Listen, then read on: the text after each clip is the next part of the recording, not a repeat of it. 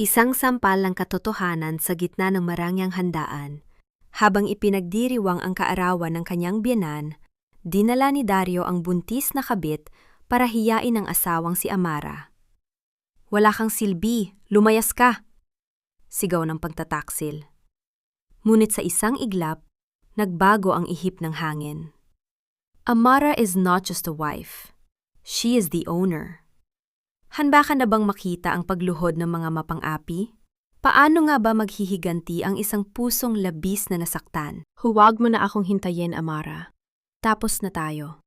Pirmahan mo na ang annulment papers na ito dahil sa wakas, magkakaroon na ako ng tunay na pamilya kay Bianca. Ang boses ni Dario ay tila isang matalim na balisong na humiwa sa katahimikan ng mamahaling VIP room ng restaurant na iyon sa Makati.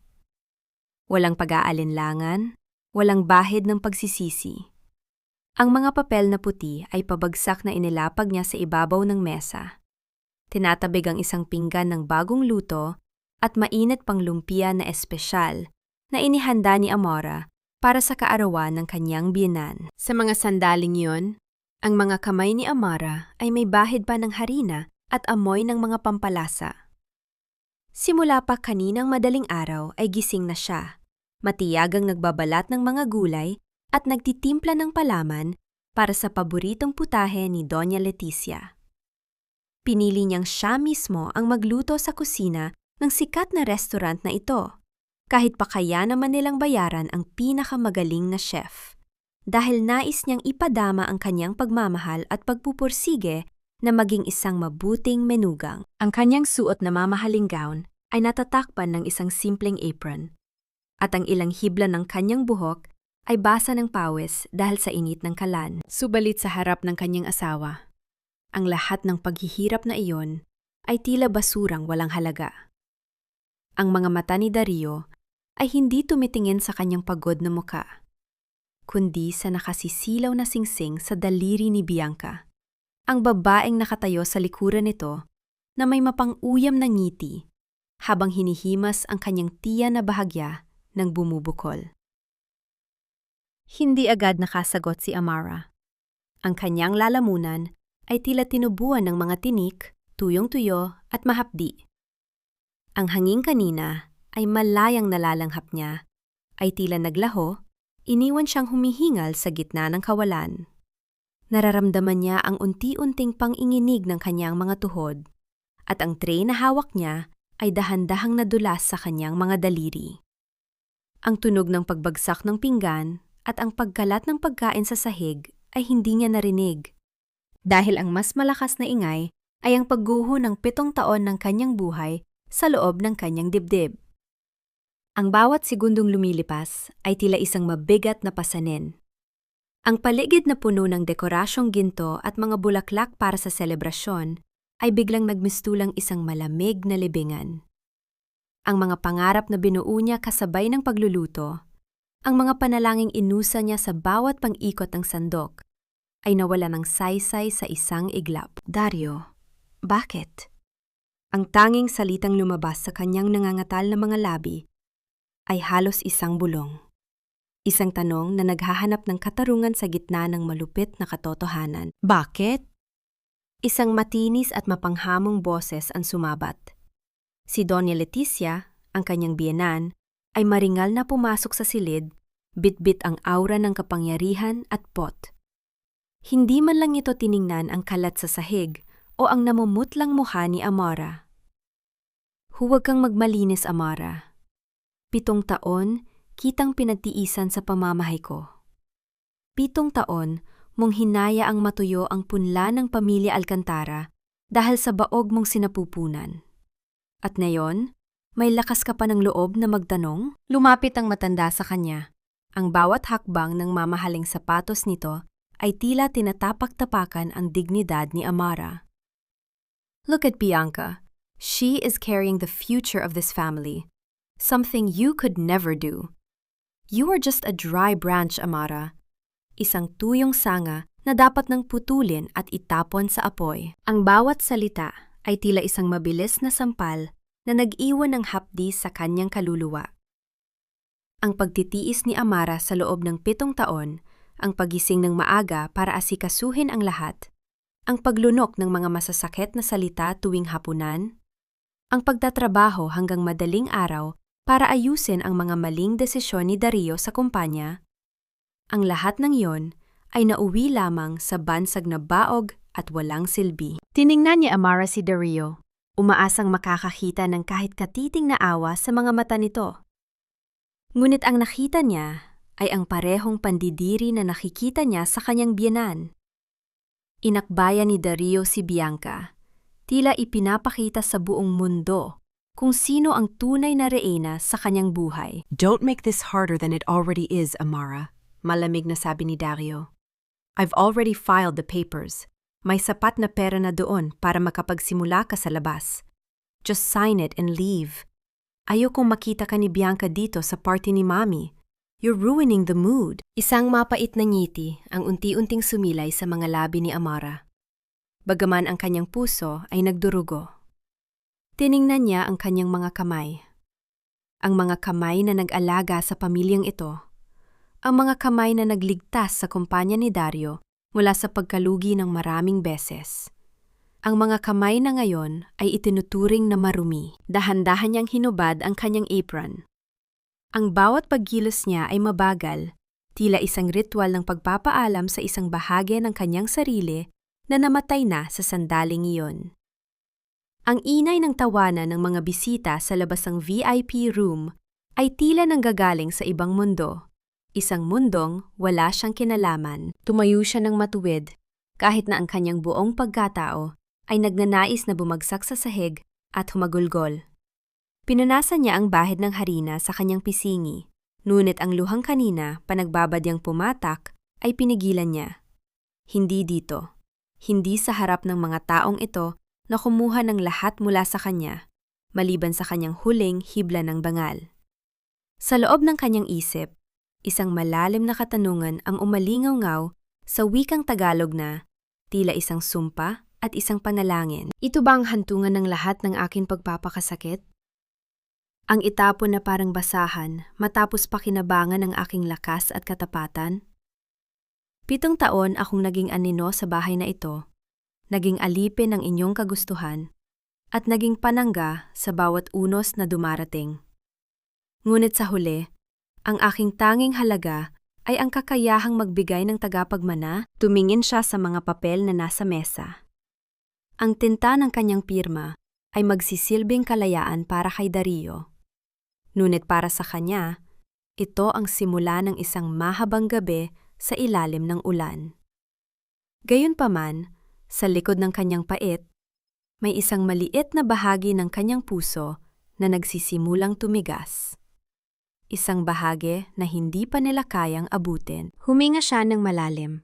Ang bawat hininga ay tila isang hakbang palayo sa impyernong kinalalagyan niya. Kung yan ang gusto niyo, Dario, Doña Leticia, ibibigay ko ang hinihingi niyo. Ngunit sa kanyang kaloob-looban, alam ni Amara na ang pag-alis niya ay hindi isang pagkatalo. Ito ay ang pag-alis ng isang anghel sa isang bahay na hindi kailanman naging karapat-dapat sa kanyang liwanag. Ang tanong na lamang ay, kung kakayanan ba nilang harapin ang kadiliman kapag wala na siya sa kanilang tabi. Nanatili siyang nakatayo roon, isang larawan ng wasak na kagandahan sa gitna ng karangyaan. Ang katahimikan sa silid ay naging mabigat, tila isang presyong dapat bayaran ng lahat ng naroon. At habang tinititigan niya ang mapang-aping mukha ng kanyang asawa, isa lamang ang malinaw sa kanyang diwa. Ang Amara na nakilala nila ay patay na, at ang babaeng papalit sa kanya ay hinding-hindi na muling yuyuko. Lumabas si Amara sa maranyang restaurant na iyon na tila isang anino sa ilalim ng nagbabadyang langit ng Makati. Ang malamig na simoy ng hangin ay sumusuntok sa kanyang balat, ngunit mas matindi ang lamig na nanunuot sa kanyang mga buto. Isang lamig na nanggagaling sa loob, mula sa isang pusong winakasan ang pintig ng pag-asa. Habang naglalakad siya sa sementadong kalsada, ang bawat hakbang ng kanyang sapatos ay lumilika ng isang mabigat na tunog na tila bilang ng mga taon na kanyang sinayang. Tila bumalik ang kanyang gunita, 10 taon na ang nakalilipas. sa isang madilim at amoy gamot na silid sa ospital. Naroon ang kanyang ama, si Don Vicente, na humihingal at pilit na hinahawakan ang kanyang kamay. Sa tabi nito ay si Don Ricardo Alcantara, ang ama ni Dario, na nangakong babayaran ang lahat ng utang sa ospital at bibigyan ng marangal na buhay si Amara. "Huwag kang mag-alala, Vicente," wika noon ni Don Ricardo. "Ituturing naming parang sariling anak si Amara, siya ang magiging katuwang ni Dario." Iyon ang simula ng tanikala ng utang na loob na nagkapos kay Amara sa loob ng 7 taon. Akala niya ay pag-ibig ang dahilan ng kanyang pananatili. Ngunit ang totoo ay ang bigat ng pasasalamat sa mga Alcantara ang nagpigil sa kanya na lumaban. Nanatili siyang tapat, naging martir, at naging tahimik na haligi ng kumpanya dahil sa takot na matawag na walang utang na loob sa pamilyang sumagip sa kanyang ama sa huling sandali nito. Ngunit habang nararamdaman niya ang unang patak ng ulan sa kanyang pisingi, isang mapait na realismo ang gumising sa kanya. Ang ulan ay hindi lamang tubig na mula sa langit. Ito ay tila mga luha ng kanyang ama na nagpapaalala sa kanya na ang pasasalamat ay may hangganan, lalo na kung ang kapalit nito ay ang sarili niyang kaluluwa. Isang itim na sasakyan ang dahan-dahang huminto sa kanyang tapat. Hindi ito ang sasakyan ng mga Alcantara na madalas niyang gamitin. Ito ay isang sasakyang hindi kailanman nakita ni Dario o ni Doña Leticia. Ang bintana nito ay bumaba at lumitaw ang mukha ni Janelle Mercado, ang babaeng kilala sa kumpanya bilang isang simpleng secretary. Ngunit sa katotohanan ay ang kaisa-isang taong nakakaalam ng tunay na bigat ng pangalang Villarreal. "Ma'am Amara, pasok na po kayo. Basang-basa na kayo sa ulan." Malambing ngunit may awtoridad na wika ni Janelle. Pagpasok ni Amara sa loob ng sasakyan, ang bangmo ng mamahaling leather at ang katahimikan ay tila isang yakap na matagal na niyang hinahanap. Iniabot ni Janelle ang isang tuyong tuwalya at isang mainit na thermos ng tsaa. Sa sandaling iyon, ang maskara ng katatagan ni Amara ay bahagyang nanginginig. "The ego is ready to fly, madam," bulong ni Janelle habang nakatingin sa rearview mirror. Lahat ng mga papeles, ang mga accounts na palihim mong binuo at ang mga shares na ipinamana ni Don Vicente, lahat ay nasa ilalim na ng iyong kontrol. Hinihintay na lang nila ang iyong huling hudyat. Tumingin si Amara sa labas, sa mga gusali ng Makati na tila mga higanteng nagmamasid sa kanyang pagdurusa. 7 taon, Janelle. 7 taon kong pinanood si Dario na magwaldas ng pera, habang ako ang nagpupuyat para ayusin ang mga gusot na iniwan niya.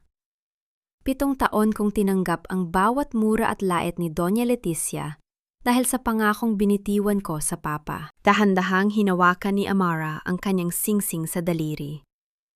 Isang simpleng ginto na tila, isang bakal na nagmarka na sa kanyang balat. Gamit ang kanyang nanginginig na kamay, pilit niyang hinugot ang singsing. Ramdam niya ang hapdi ng pagkakasabit nito sa kanyang buko, ngunit nang tuluyan itong matanggal, tila may isang mabigat na padon na gumuho sa kanyang harapan. "Madam, bakit hindi mo pa sinabi sa kanila kanina? Bakit hinayaan mo silang hiyain ka ng ganoon sa harap ng maraming tao?" Tanong ni Janelle na may halong pag-aalala at galit para sa kanyang amo. Isang malamig na ngiti ang sumilay sa mga labi ni Amara. Dahil ang pinakamasakit na pagkahulog ay ang pagkahulog mula sa pinakamataas na pedestal. Hahayaan ko silang lasapin ang tagumpay ng kanilang kataksilan. Hahayaan ko silang maniwala na nanalo sila. Gusto kong makita kung gaano sila kabilis na magkakagulo kapag nalaman nilang ang lupang tinatapakan nila ay hindi sa kanila, kundi sa babaeng tinawag nilang walang silbi. Sa gitna ng katahimikan ng sasakyan, kinuha ni Amara ang isang lumang kahon ng kahoy na nasa upuan sa tabi niya. Ito ang kahon na iniwan ng kanyang ama bago ito bawian ng buhay. Isang lihim na hindi kailanman nalaman ng mga Alcantara.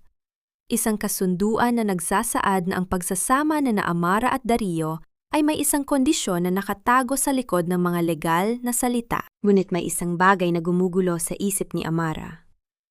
Sa loob ng kahon ay may isang lumang susi na may kakaibang disenyo. Hindi niya alam kung anong pinto ang binubuksan nito o kung anong sikreto pa ang itinatago ng kanyang ama tungkol sa nakaraan ng pamilya Alcantara at Villarreal. "Janelle, dalhin mo ako sa bahay ni Nanay Rosa," utos ni Amara. Siya lang ang tanging nakakaalam kung anong ibig sabihin ng susing ito. Habang bumibilis ang takbo ng sasakyan palayo sa restaurant, ramdam ni Amara ang unti-unting pagbabago ng kanyang pagkatao. Ang bawat luhang pumatak sa kanyang mga kamay ay tila naging lason na nagpapatibay sa kanyang determinasyon. Ang utang na loob ay bayad na. Ang tanikala ay putol na. Ngunit sa kanyang pagpikit, nakikita pa rin niya ang mukha ni Dario, ang mukha ng lalaking minahal niya ng buong buo. Ngunit dinurog siya ng walang awa. Ang sakit ay nandoon pa rin, kumakagat, nanunuot. Nagpapaalala sa kanya na ang paghihiganti ay hindi isang madaling landas. Ito na ba ang tamang panahon para ilantad ang lahat? O mayroon pang mas malalang na patibong na naghihintay sa kanya sa oras na simulan niya ang kanyang pag-atake? Habang ang sasakyan ay lumulusot sa madidilim na iskinita, patungo sa bahay ng kanyang dating yaya, isang hindi kilalang numero ang tumawag sa cellphone ni Amara. Ang screen ay kumislap sa gitna ng dilim ng loob ng sasakyan, at ang pangalang lumitaw ay nagpabilis ng tibok ng kanyang puso. Isang pangalan mula sa nakaraan na hindi niya inaasahang maririnig muli. "Ay, Amara, nandito ka pa pala? Akala ko ba ay malinaw ang sinabi ni Dario sa restaurant? Ang mga basurang tulad mo ay hindi na dapat bumabalik sa palasyong ito." Ang boses ni Bianca ay parang matutulis na kuko na kumakalmot sa pandinig ni Amara, pagpasok niya sa pintuan ng mansyon ng mga Alcantara. Nakatayo ang babae sa gitna ng sala. Suot ang paboritong silk robe ni Amara na kulay asul, isang regalo na binili ni Amara para sa kanyang sarili noong nakaraang anibersaryo nila ni Dario. Ngunit hindi man lang napansin ng kanyang asawa. Basang-basa pa rin ang laylayan ng damit ni Amara mula sa ulan sa labas. Ang bawat patak ng tubig na nanggagaling sa kanyang buhok ay lumilikha ng mansa sa mamahaling carpet na kulay puti. Doon, sa tapat ng malaking hagdanan, nakita niya ang kanyang mga maleta, bukas, magulo, at tila hinalughog ng mga magnanakaw.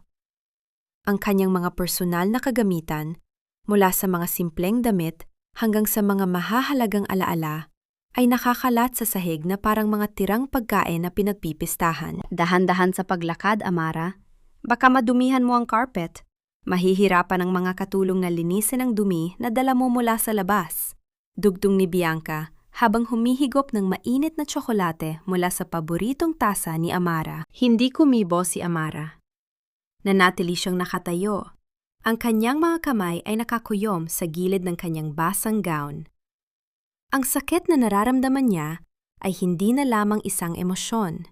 Ito ay naging pisikal na bigat na tila dinudurog ang kanyang mga balikat. Tumingin siya sa paligid ng bahay na itinuring niyang tahanan sa loob ng 7 taon. Ang bawat sulok ay may bakas ng kanyang pag-aalaga. Ang mga bulaklak na siya ang nag-ayos, ang mga painting na siya ang pumili. Ang bawat kintablang kasangkapan na siya ang sumisigurong malinis. Dahan-dahan siyang lumapit sa kanyang mga gamit. Yumuko siya para pulutin ang isang naka-frame na litrato, ang kanilang wedding photo ni Dario. Sa larawang yon, nakangiti pa sila, puno ng pag-asa. Tila ba ang buong mundo ay nasa ilalim ng kanilang mga paa. Ngunit bago pa man mahawakan ng kanyang mga daliri ang salamin, isang sapatos na may mataas na takong ang mabilis na tumapak sa gitna ng mukha ni Dario sa litrato. Ang tunog ng nabasag na salamin ay umalingaw sa malaking sala.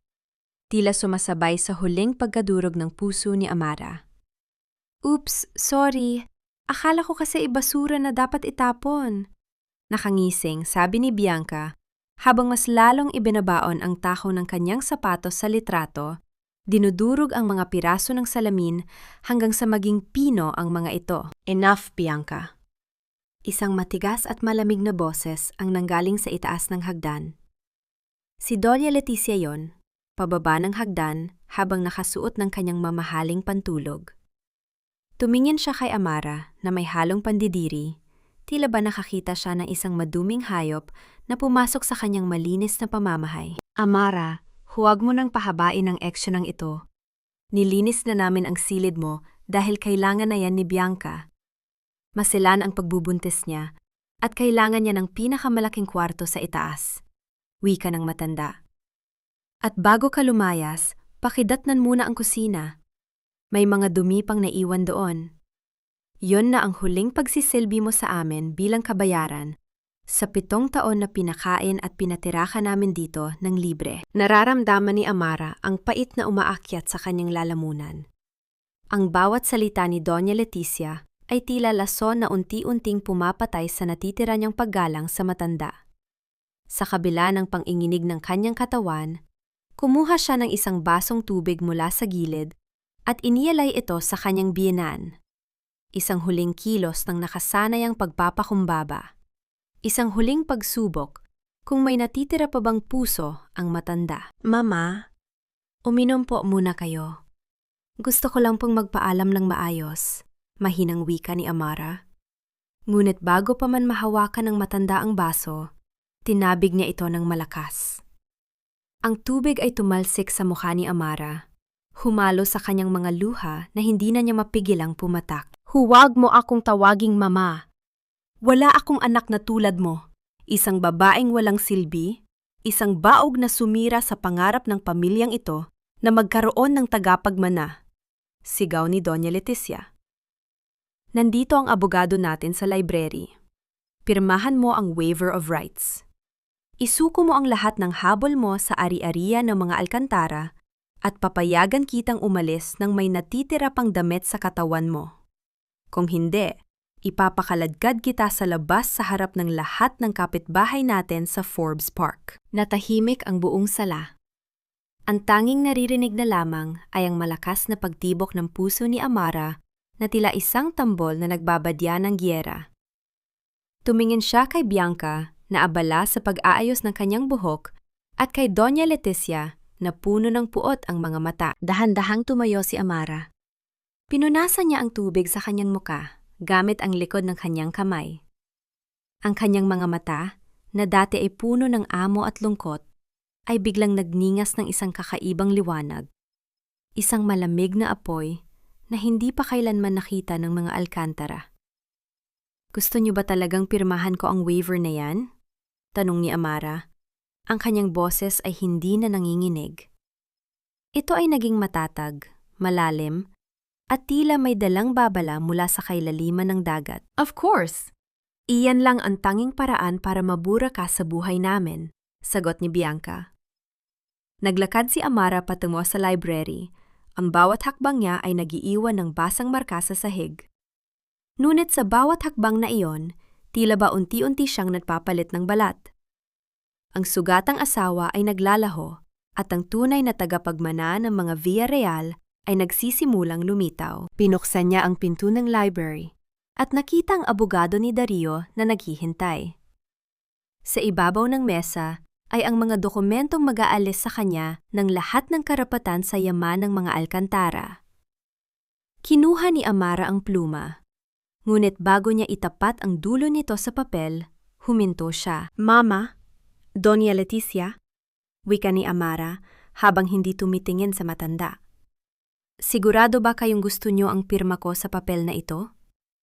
Dahil kapag ginawa ko ito, wala na talagang balikan. At kapag nalaman niyo ang totoong nilalaman ng huling habilin ng aking ama, baka kayo ang lumuhod sa harap ko para pununitin ang dokumentong ito. Anong pinagsasabi mong bata ka? Pirmahan mo na yan? Asik ni Doña Leticia. Isang mapait na ngiti ang sumilay sa mga labi ni Amara. Isinulat niya ang kanyang pangalan sa tapat ng linya, ngunit sa halip na ang kanyang karaniwang pirma, may isang maliit na simbolo siyang idinagdag sa gilid nito.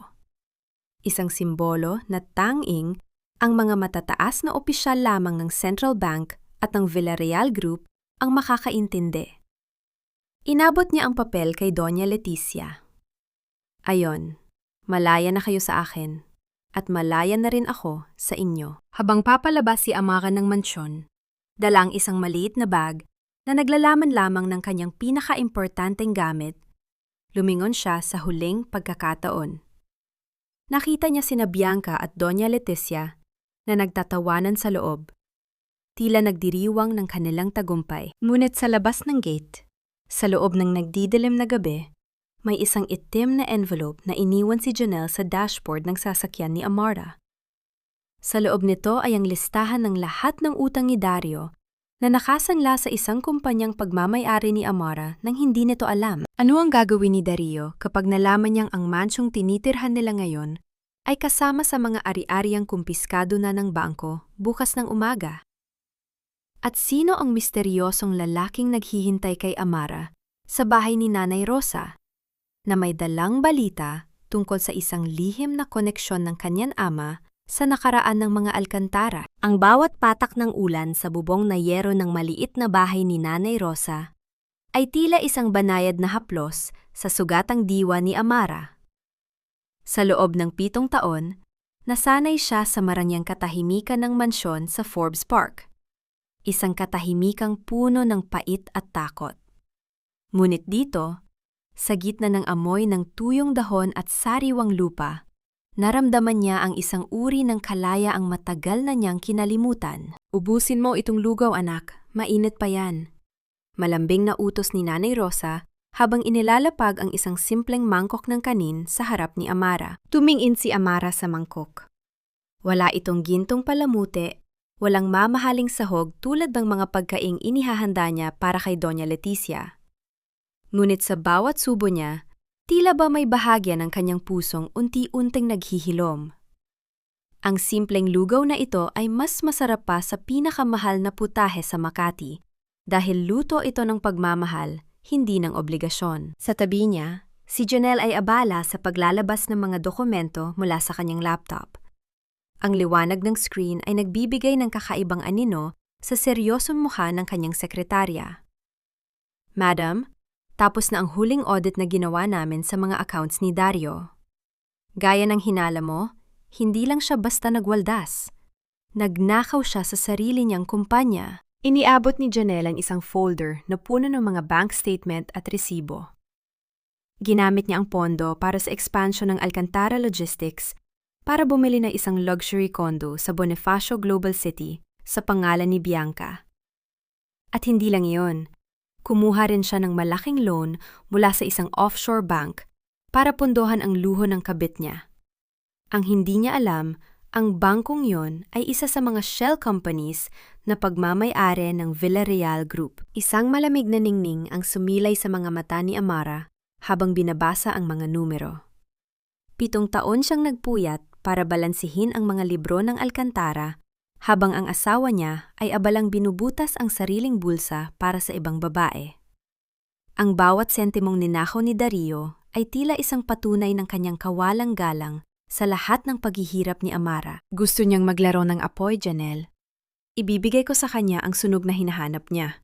Bulong ni Amara, ang boses niya ay kasing lamig ng hanging pumapasok sa bintana.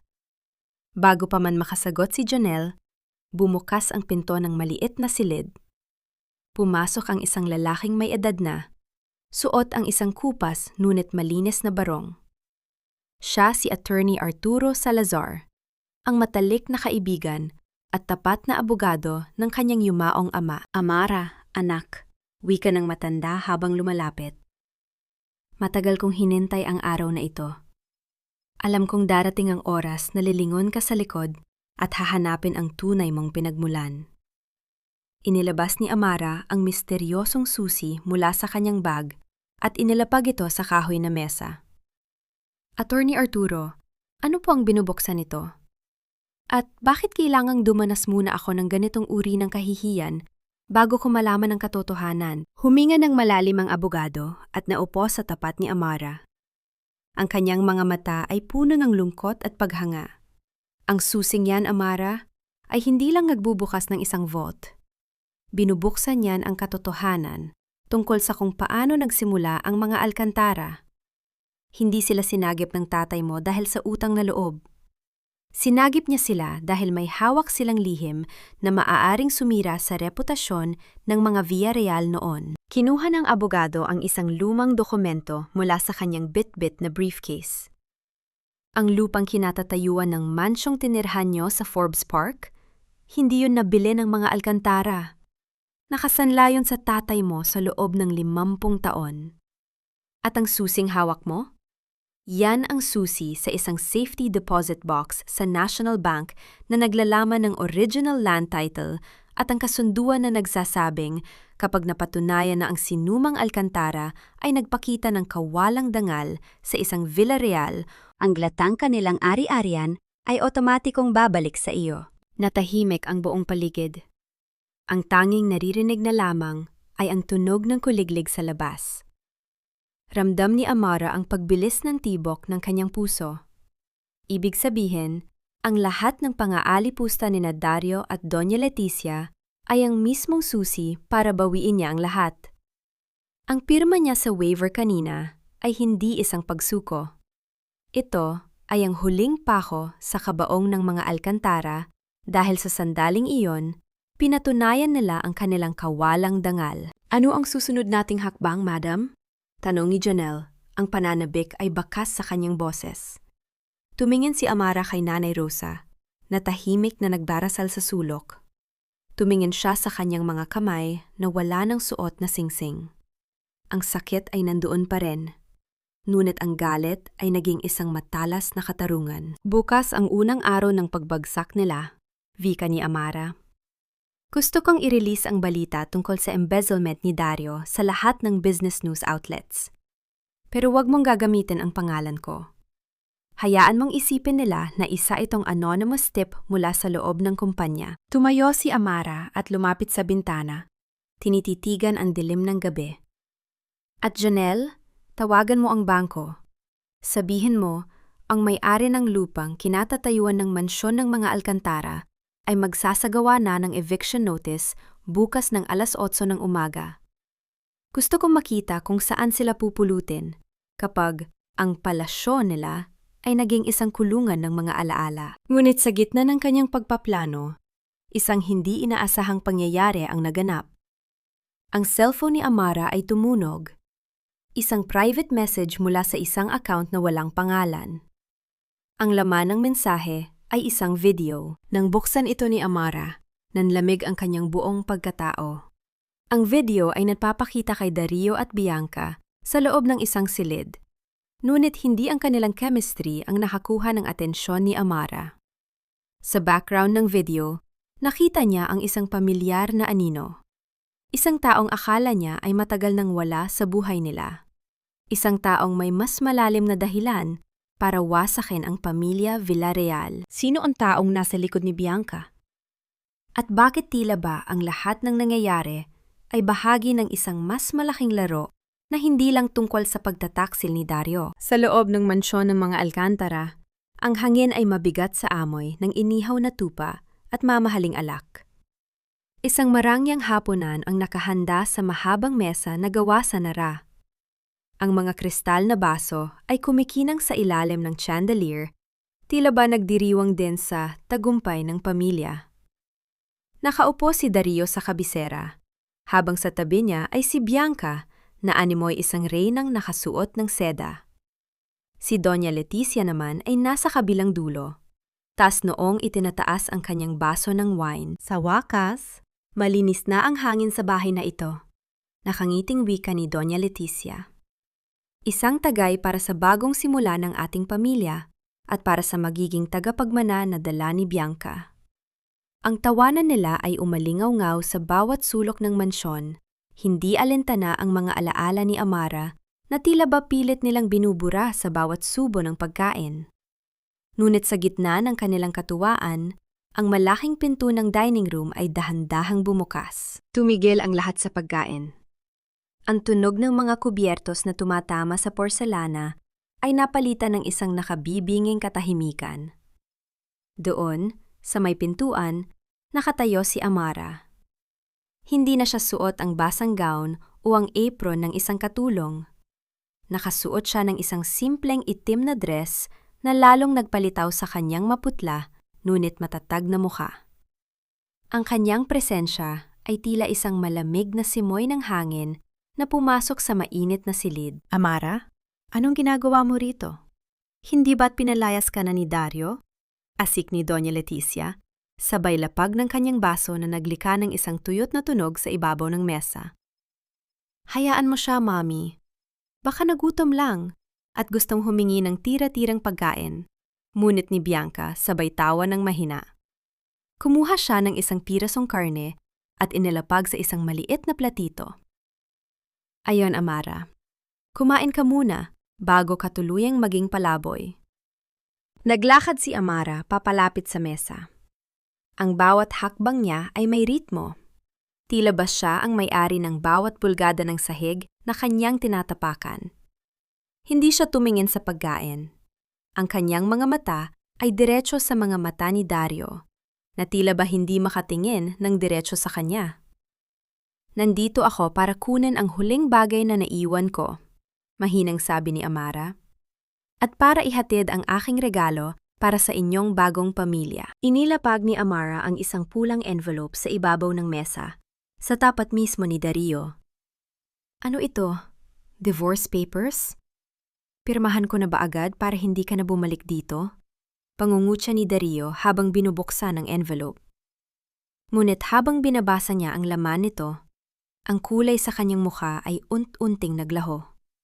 Ang kanyang mga kamay ay nagsimulang mangatal at ang papel ay bahagyang nayupi sa kanyang pagkakahawak. Dario, ano yan?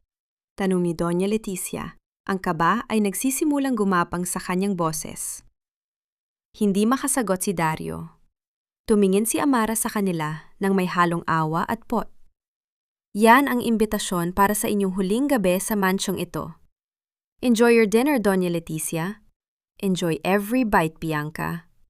Dahil bukas, eksaktong 8:00 ng umaga, ang lahat ng karangyaan ito ay magiging abon na lamang sa inyong mga kamay. Anong kabalbalan nito, Amara? Sigaw ni Doña Leticia sabay tayo. Security! Paalisin ang babaeng ito! Ngunit walang security na dumating. Ang mansyon ay nanatiling tahimik maliban sa tunog ng malakas na paghinga ni Dario. Dario, bakit nakasanla ang bahay sa Villarreal Holdings? Bulong ni Dario. Ang boses niya ay puno ng takot. At bakit may eviction notice na kasama rito? Tumingin si Amara kay Bianca. Naalala niya ang video na ipinadala sa kanya ni Janelle, ang misteryosong anino sa likod ng babaeng ito. Bianca, sana ay mabuso ka sa huling hapon ng ito. Dahil ang taong inaasahan mong sasagip sa'yo, ang aninong nagmamanipula sa'yo, ay siya ring unang maglalaglag sa'yo kapag wala na ang yaman ng mga alkantara. Naguguluhan at nanlalaki ang mga mata ni Bianca. Anong sinasabi mo? Hindi na sumagot si Amara. Tumalikod siya at nagsimulang maglakad papalabas. Habang papalayo siya, narinig niya ang malakas na sigaw ni Doña Leticia at ang tunog ng isang basong nabasag sa sahig. Isang pahiwatig ng gulo na magsisimula pa lamang. Paglabas ni Amara sa gat ng mansyon, tumambad sa kanya ang isang sasakyang kulay abo. Sa loob nito, isang lalaki ang nakatingin sa kanya mula sa dilim. Hindi ito si Attorney Arturo. Ito ang lalaking nasa video. Ang lalaking may pamilyar na mga mata na tila ba may dalang mensahe mula sa libingan ng kanyang ama. Madam Amara, wika ng lalaki pagbaba ng bintana. Ang laro ay hindi lang tungkol sa pera. Ito ay tungkol sa dugo. Sino ang lalaking ito? At anong kinalaman niya sa nakaraan ni Don Vicente na hindi alam ni Amara? Samantala, sa loob ng mansyon, nagsimula ng mag-away sina Dario at Bianca, habang si Doña Leticia ay himatayin sa katotohanang ang lahat ng kanilang ari-arian ay hawak na ng babaeng kanilang minaliit. Ang umaga sa distrito ng Makati ay nagsimula sa isang nakabibinging kabilisan. Ngunit sa loob ng boardroom ng Alcantara Logistics, ang hangin ay tila tumigil sa pag-ikot. Ang amoy ng mamahaling kape at ang lamig ng air conditioner ay hindi sapat para palamigin ang tensyong namamayani. Nakaupo si Dario sa gitna ng mahabang mesa, suot ang kanyang pinakamahal na suit, habang sa tabi niya ay nakatayo si Bianca na may suot na tiwalang ngiti at isang puting dress na tila ipinagdiidinan ang kanyang pagbubuntis. Ladies and gentlemen of the board, deklara ni Dario. Ang boses ay puno ng kayabangan habang kinukumpas ang kanyang mga kamay. Today marks a new era. Dahil sa hindi inaasahang pag-alis ni Amara, kailangan natin ng bagong dugo sa marketing department. I am officially appointing Bianca Rivas as the new Vice President for Operations and Marketing. May ilang bulungan sa paligid, mga opisyal na nagpapalitan ng makahulugang tingin, ngunit walang nangahas na sumalungat. Alam ng lahat ang bagsik ni Doña Leticia na nakaupo sa gilid. Tila isang reyna ang nagbabantay sa kanyang trono. Wait, Dario, hindi ba masyadong mabilis? Tanong ng isang matandang miyembro ng board. Wala pa tayong approval mula sa majority shareholder. Isang mapang-uyam na tawa ang pinakawalan ni Dario. The majority shareholder is a silent entity, Mr. Bautista.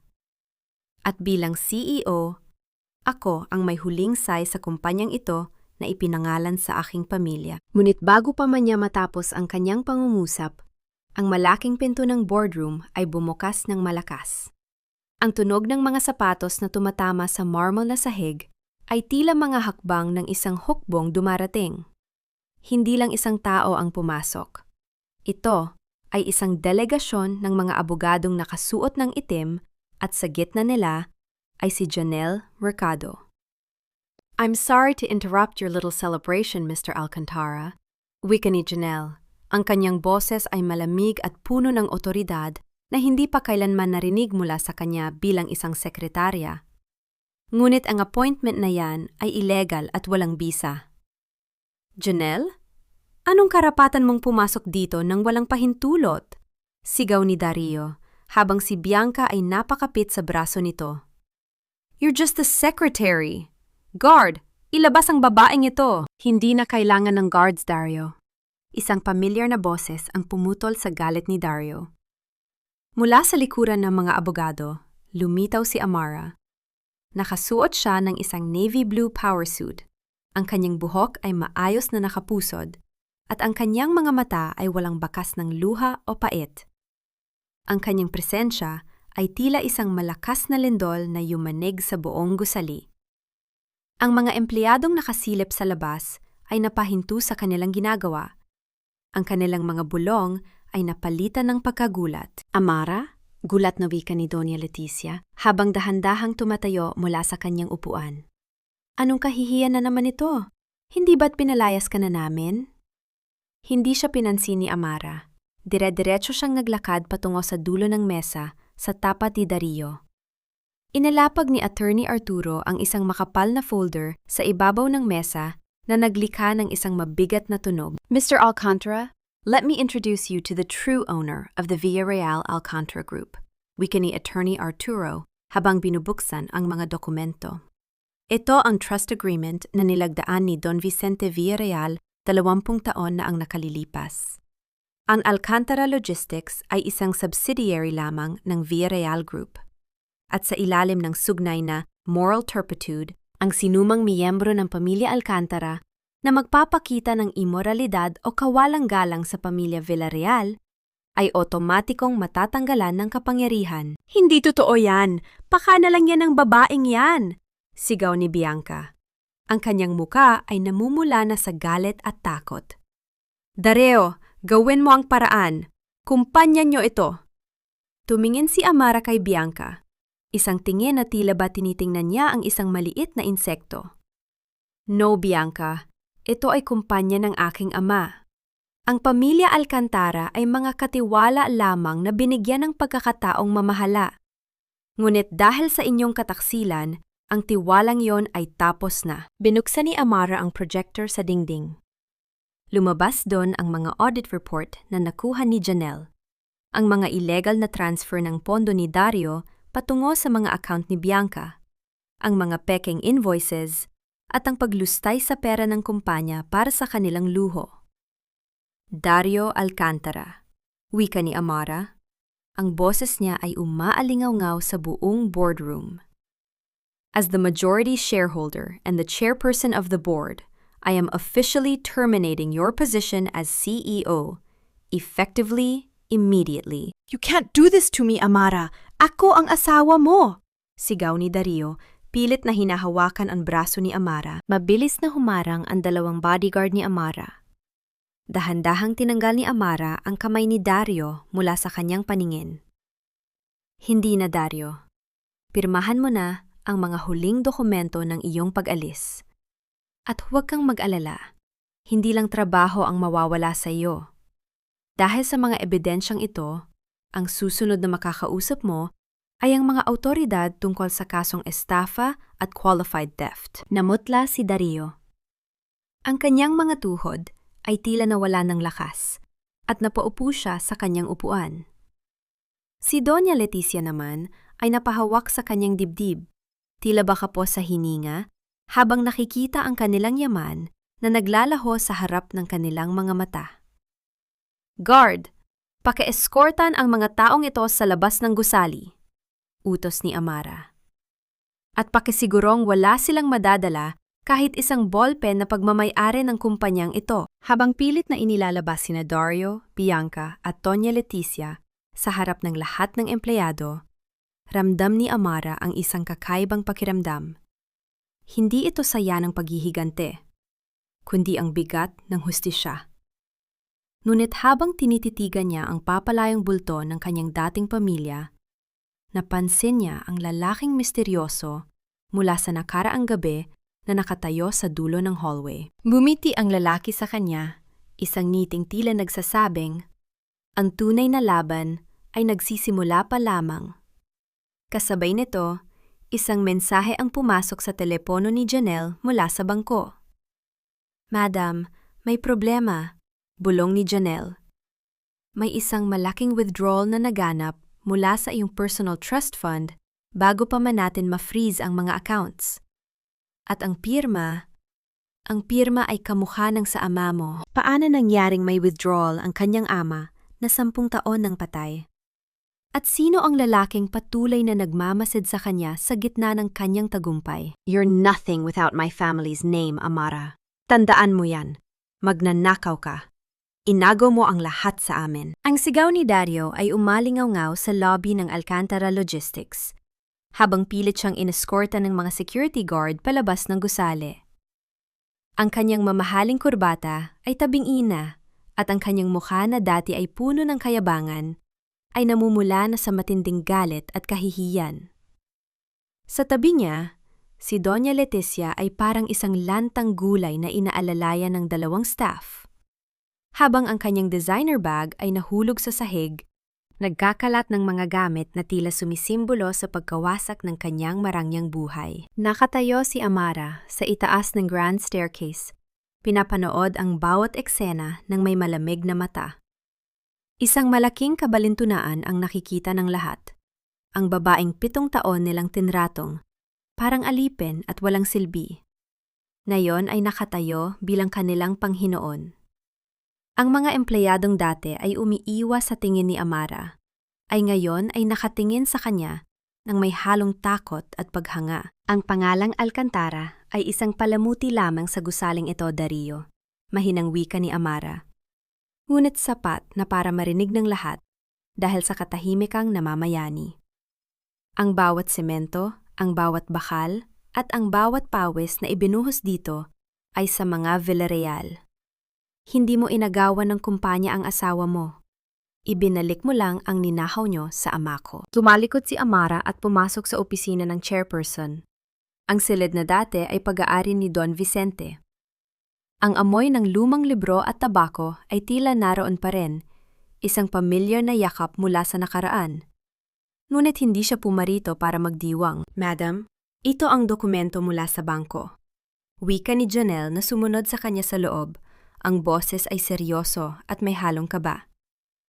9:00 ng umaga kanina, bago pa tayo nakapag-issue ng freeze order, 50 milyong piso ang inilabas mula sa main trust fund. At ang mas nakakapagtaka, look at the signature. Inilapag ni Janelle ang photocopy ng withdrawal slip sa ibabaw ng lamesang mahogany. Ramdam ni Amara ang biglang paglamig ng kanyang mga daliri habang sinusuri ang bawat kurba ng panulat. Ang pirma ay hindi lang basta kamukha. Ito ay ang pirma ni Don Vicente Villarreal. Ang bawat tuldok, ang bawat diin ng ballpen ay eksaktong-eksakto sa paraan ng pagsulat ng kanyang ama na 10 taon na niyang hindi nakikita. Impossible, bulong ni Amara. Ang kanyang puso ay tumitibok ng mabilis na tila isang tambol sa kanyang dibdib. I was there, Janelle. I saw his casket lowered into the ground. Hindi pwedeng buhay si Papa. Pero madam, tanging ang may-ari lamang ng master key at ang nakakaalam ng biometric password ang makakagawa nito. At ayon sa bank manager, isang lalaking nakasuot ng itim na sombrero ang pumasok. Hindi nila nakita ang muka dahil sa CCTV blind spot, pero alam niya ang bawat protocol na tanging si Don Vicente lang ang nakakaalam. Isang mabigat na katahimikan ang bumalot sa silid. Ang tagumpay ni Amara laban sa mga Alcantara ay biglang natabunan ng isang misteryong tila humihila sa kanya pabalik sa isang madilim na bahagi ng kanyang kasaysayan. Madam, may isa pa! Dugtong ni Janelle habang binubuksan ang tablet. Si Bianca, hindi siya umuwi sa mansyon kasama si Doña Leticia. Base sa GPS ng sasakyang kinuha niya, dumiretso siya sa isang lumang warehouse sa labas ng lungsod. At base sa aming surveillance, may kausap siyang isang lalaki. Lumitaw ang isang malabong litrato sa screen. Isang lalaking nakatayo sa dilim, ang anino nito ay mahaba at tila pamilyar. Ito ang parehong lalaki na nakita ni Amara sa labas ng mansyon. Ang lalaking may mapanghamong ngiti. Sino ka ba talaga? Tanong ni Amara sa hangin, habang ang kanyang mga mata ay nanatiling nakatitig sa pirma ng kanyang ama. Sa gitna ng kanyang pag-iisip, bumukas ang pinto ng opisina. Pumasok si Attorney Arturo. Ang kanyang muka ay mas seryoso kaysa sa karaniwan. May dala siyang isang maliit na digital recorder na tila luma na at may mga gasgas. Amara, may iniwan ang tatay mo na hindi ko dapat ibigay sa iyo hanggat hindi mo nababawi ang kumpanya. Wika ng abogado. Ito ay ang voice of the shadow, ang huling testamento na hindi nakasulat sa papel. Inilapag ni Attorney Arturo ang recorder at pinindot ang play. Ang tunog ng static ay umalingaw-ngaw sa silid bago lumitaw ang isang boses na nagpatayo ng balahibo ni Amara. Amara, anak ko, kung naririnig mo ito, ibig sabihin ay naging matapang ka. Ngunit ang pagpapatalsik sa mga Alcantara ay simula pa lamang. Ang tunay na kaaway ay hindi ang taong nasa tabi mo, kundi ang taong nagtatago sa likod ng ating pangalan. Huwag kang magtitiwala sa kahit kanino, kahit sa sarili mong alaala. Napahawak si Amara sa kanyang dibdib. Ang boses ng kanyang ama ay tila nang gagaling sa kabilang buhay, puno ng babala at takot. Sino ang tunay na kaaway? At bakit tila ba ang lahat ng kanyang pinagdaanan sa kamay ni Dario ay bahagi lamang ng isang mas malaking sakripisyo? Sa labas ng gusali, nagsisimula ng bumuhos ang malakas na ulan. Ang tunog ng bawat patak sa salamin ng bintana ay tila isang babala. Habang tinititigan ni Amara ang lungsod mula sa itaas, isang tanong ang hindi mawala sa kanyang isipan. Kung ang kanyang ama ang pumirma sa withdrawal slip, nasaan siya? At kung hindi siyang pumirma, sino ang taong mas nakakakilala kay Don Vicente kaysa sa sarili nitong anak? Wala ka ng silbi sa akin, Dario. Akala mo ba ay mahal talaga kita? Minahal ko ang pera mo, ang kapangyarihan mo. Pero ngayon, isa ka nalang basura na itatapon sa kalsada. Ang matinis na boses ni Bianca ay umalingaw-ngaw sa loob ng isang maliit at madilim na silid sa isang mumurahing hotel sa labas ng Makati. Malayo ito sa karangyaan ng mansyon sa Forbes Park na kinaginas nila. Ang amoy ng alikabok at lumang kurtina ay tila sumasakal kay Dario, na ngayon ay nakaupo sa gilid ng kama. Ang kanyang mga kamay ay nakahawak sa kanyang ulo, habang ang kanyang buong mundo ay gumuguho. Sa harap niya, mabilis na isinisilid ni Bianca ang mga alahas at designer bags sa isang malaking maleta.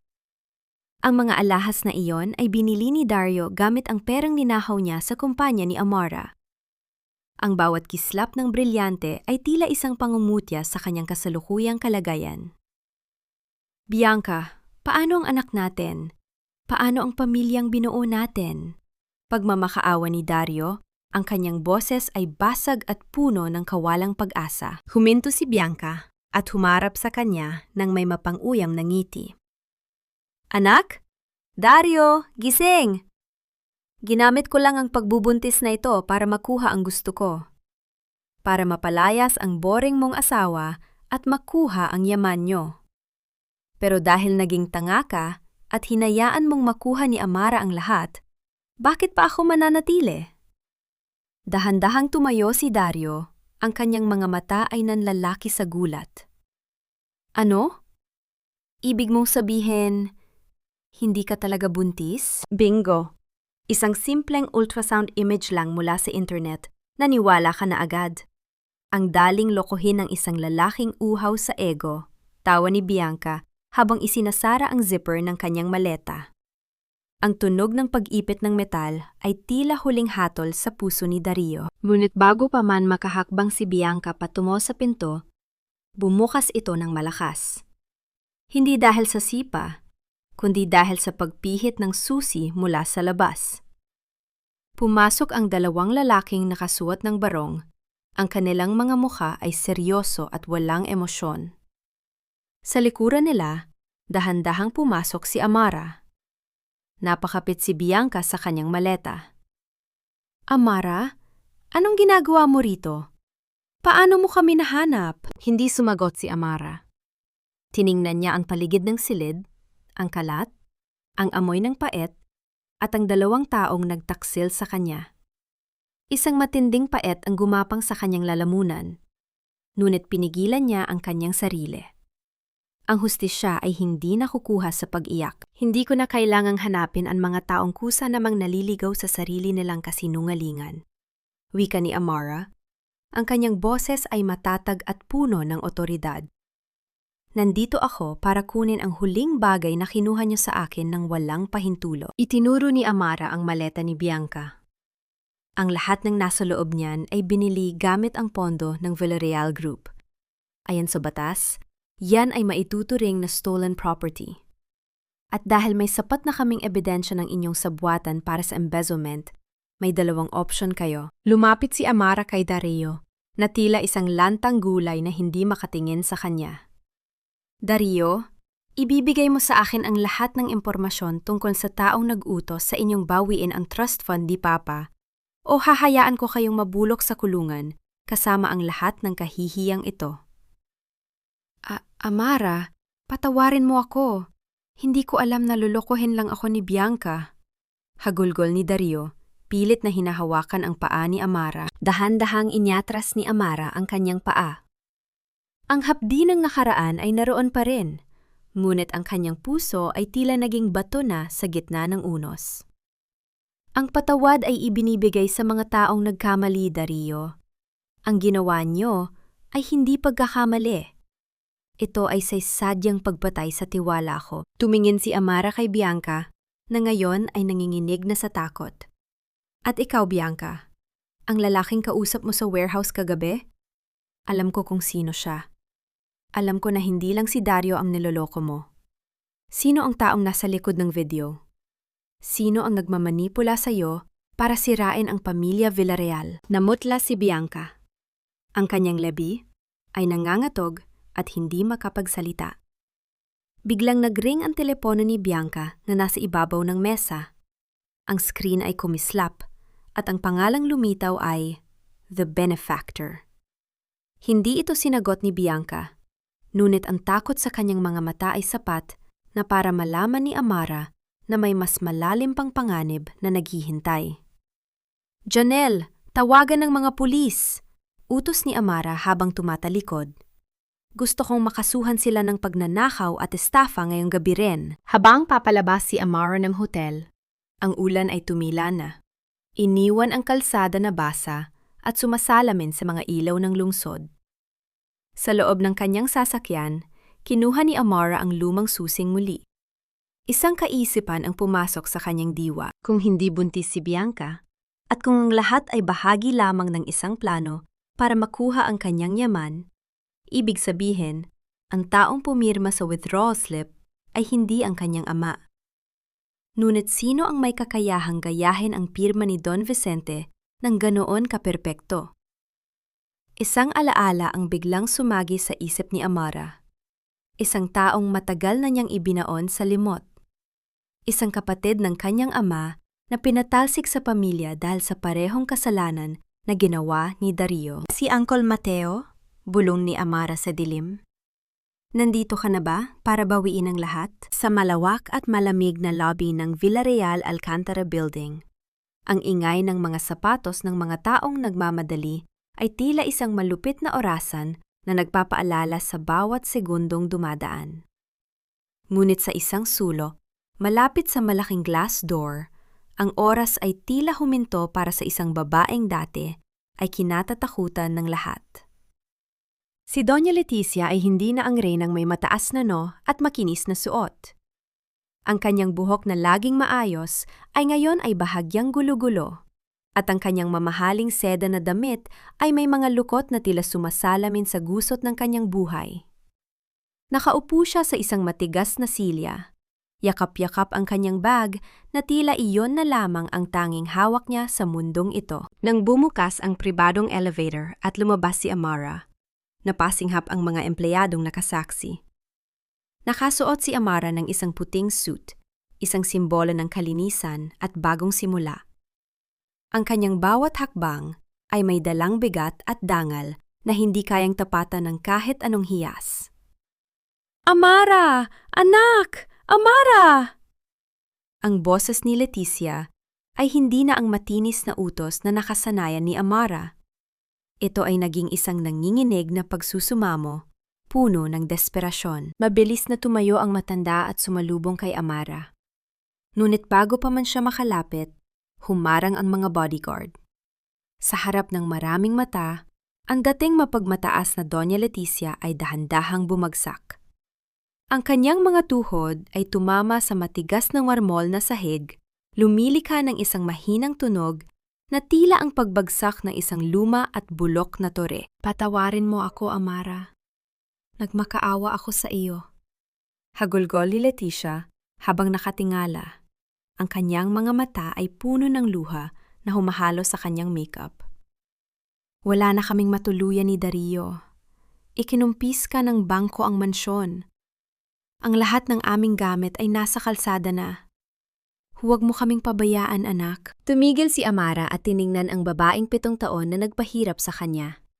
Naalala niya ang bawat gabi na hindi siya pinakain, ang bawat sampalang salita na tinawag siyang baog at walang silbi, at ang gabing tinalamsikan siya nito ng tubig sa mukha. Ang hapdi ng mga alaalang yon ay tila mga buhay na sugat na biglang kumirot. Anak? Mahinang wika ni Amara. Ang boses niya ay walang galit, ngunit puno ng matinding pait. Noon po bang tinatapon niyo ang mga niluto ko? Anak ang turing niyo sa akin?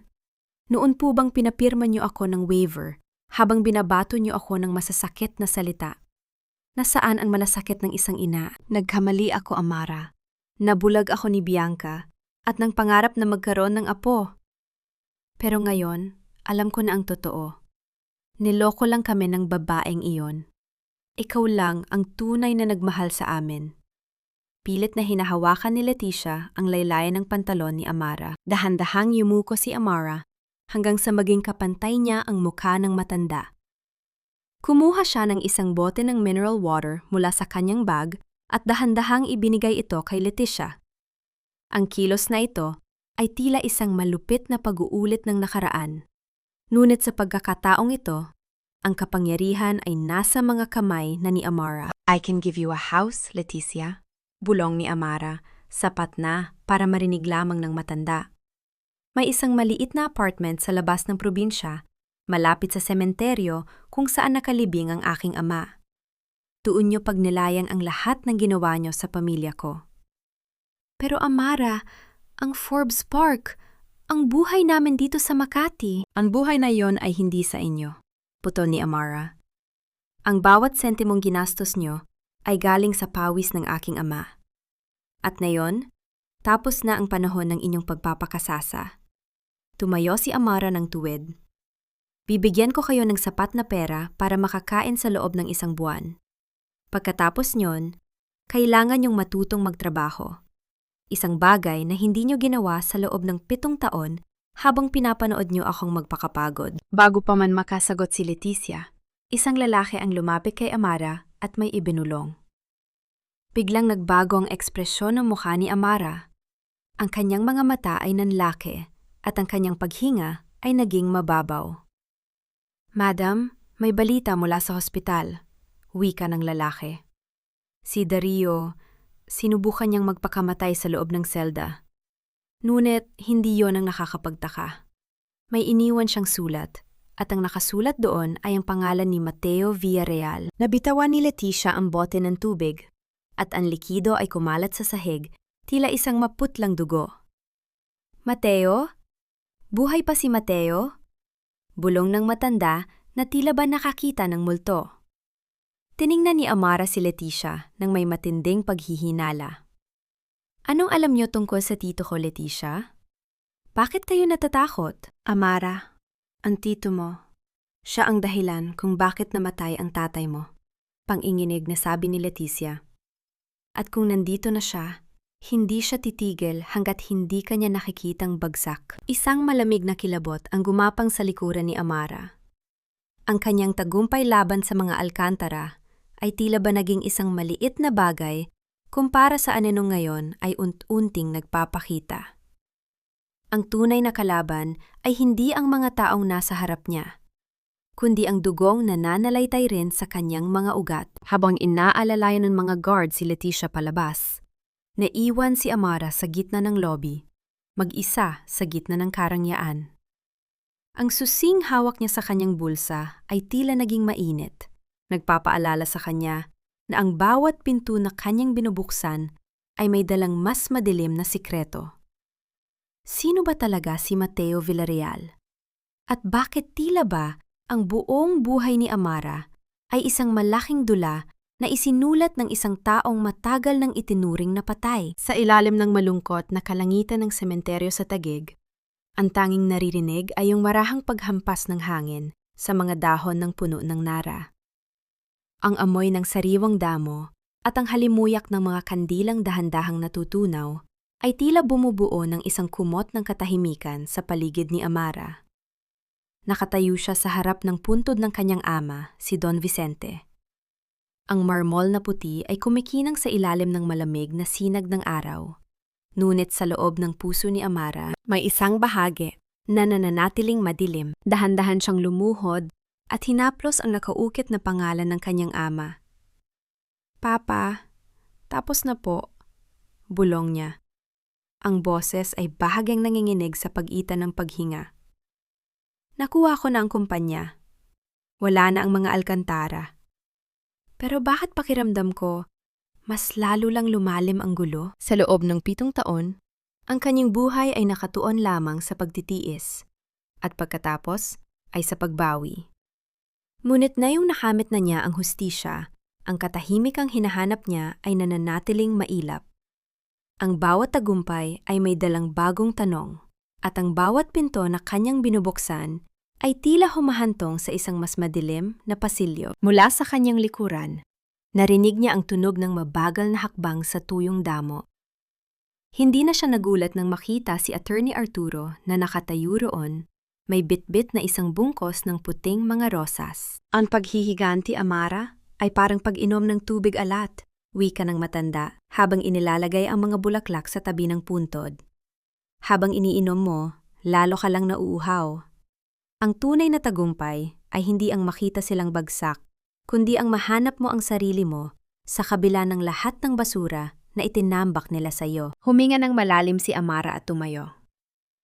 Paano ko mahahanap ang sarili ko, Attorney Arturo, kung ang mismong dugo ko ang kaaway ko? Sinabi ni Leticia na si Mateo ang dahilan kung bakit namatay si Papa.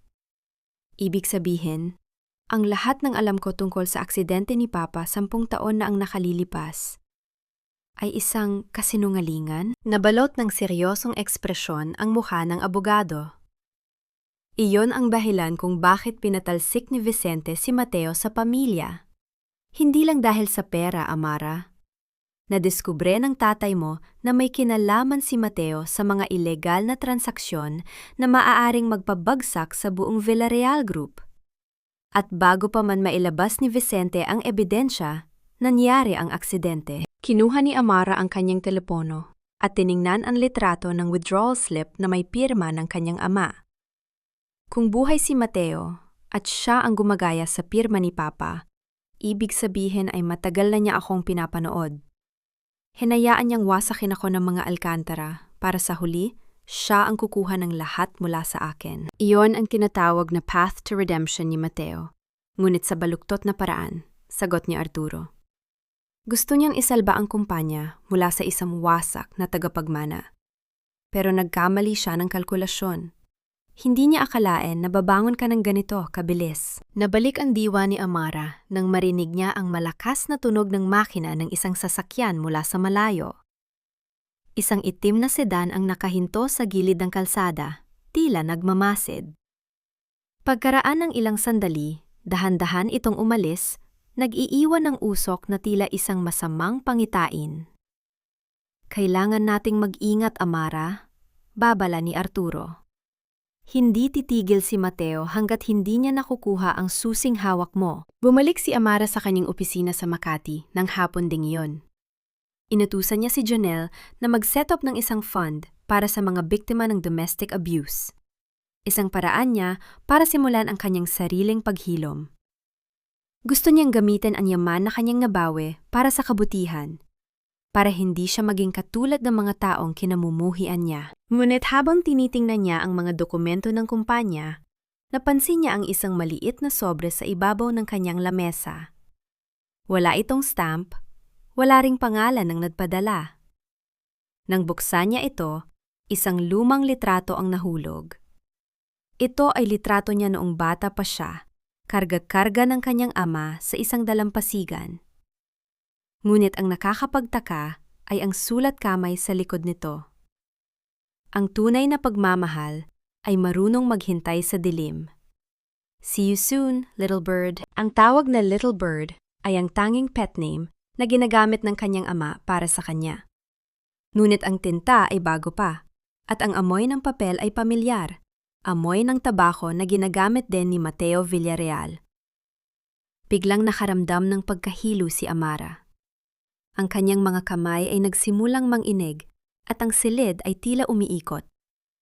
Sa gitna ng kanyang pagkalito, tumunog ang intercom. Madam Amara? Boses ni Jonel, puno ng kaba. Nandito po sa baba ang mga pulis. May dalang warrant. Para sa inyo. Warrant? Para saan? Tanong ni Amara. Pilit na pinatatag ang boses. Homicide, madam. Sinasabi nila na may kinalaman kayo sa pagkamatay ni Dareo sa loob ng ospital kanina lamang. Napabitaw si Amara sa telepono. Ang tunog ng pagbagsak nito sa sahig ay tila huling hatol sa kanyang pansamantalang kalayaan. Si Dareo ay patay na? Ngunit paano? Kasama niya si Arturo sa sementeryo sa oras na yon. Ito na ba ang unang hakbang ni Mateo? Ang ipakulong ang sarili niyang pamangkin para tuluyang makuha ang korona? Habang naririnig ni Amara ang tunog ng papalapit na mga sapatos ng mga pulis sa labas ng kanyang opisina, tumingin siya sa bintana. Ang ulan ay muling nagsisimulang bumuhos. Tinatakpan ang lungsod ng isang madilim na kurtina. Sa pagkakataong ito, hindi lang ang kanyang yaman ang nakataya, kundi ang kanyang mismong buhay at danggal. Sumama po kayo sa amin ng ngatiwasay, Madam Amara.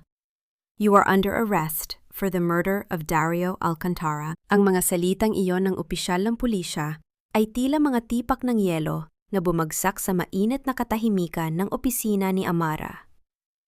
Sa harap niya, Ang dalawang pulis na nakasuot ng madilim na asul na uniforme ay tila mga anino ng kamatayan na handang bumitay sa kanyang bagong silang na kalayaan. Ang warrant na hawak ng isa sa kanila ay nanginginig sa paningin ni Amara.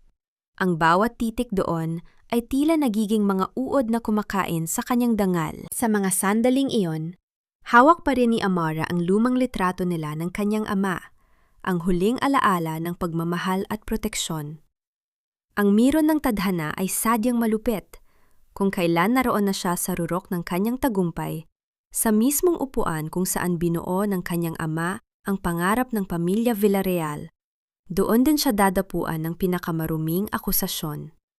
Ang lamig ng bakal na posas na dahan-dahang inilalabas ng pulis ay tila sumasalamin sa kawalang puso ng taong nagplano ng lahat ng ito. Naramdaman ni Amara ang unting pangiininig ng kanyang mga daliri. Ang bawat tibok ng kanyang puso ay tila isang tambol na nagbabadya ng panganib. Hindi niya marinig ang sariling boses nang tangkain niyang magsalita. Ang hangin sa loob ng silid ay tila naglaho. Iniwan siyang humihingal sa gitna ng isang tuyong disyerto ng kawalang katarungan. Murder? Anong sinasabi niyo? Kadarating ko lang mula sa sementeryo. Ang boses ni Jonelle ay pumutok sa paligid, puno ng galit at desperasyon habang humaharang siya sa pagitan ni Amara at ng mga pulis. Madam Amara was with Attorney Arturo and me. Wala siyang kinalaman sa nangyari kay Dario. Mayroon kaming ebidensya, miss. Isang witness mula sa ospital ang nagsabing pumasok si Madam Amara sa kwarto ni Dario bago ito bawian ng buhay. At ang syringe na ginamit sa nakakalaso na gamot ay may fingerprints niya. Malamig na tugon ng pulis. Isang mapait na ngiti ang sumilay sa mga labi ni Amara sa gitna ng kanyang pagkabigla. Fingerprints? Napakalinaw. Isang perpektong patibong. Naalala niya ang baso ng tubig na ibinigay niya kay Leticia sa lobby. Ang mga dokumentong hinawakan niya sa opisina na maaring pinahiran ng kung ano, o marahil, ang taong gumagaya sa pirma ng kanyang ama ay may kakayahan ding makuha ang lahat mula sa kanya, pati na ang kanyang sariling pagkakakilanlan. Jonelle, tumawag ka kay Attorney Arturo, mahinang utos ni Amara. Ang kanyang boses ay naging matatag, bagaman ang kanyang kaloob-looban ay parang isang basong dahan-dahang nagkakabitak-bitak. Huwag kang makikipagtalo sa kanila. Gawin mo ang trabaho mo. Dahan-dahang inilahad ni Amara ang kanyang mga kamay. Ang tunog ng pag-ipit ng bakal sa kanyang mga pulso ay hindi narinig, ngunit naramdaman niya ang kagat nito sa kanyang balat.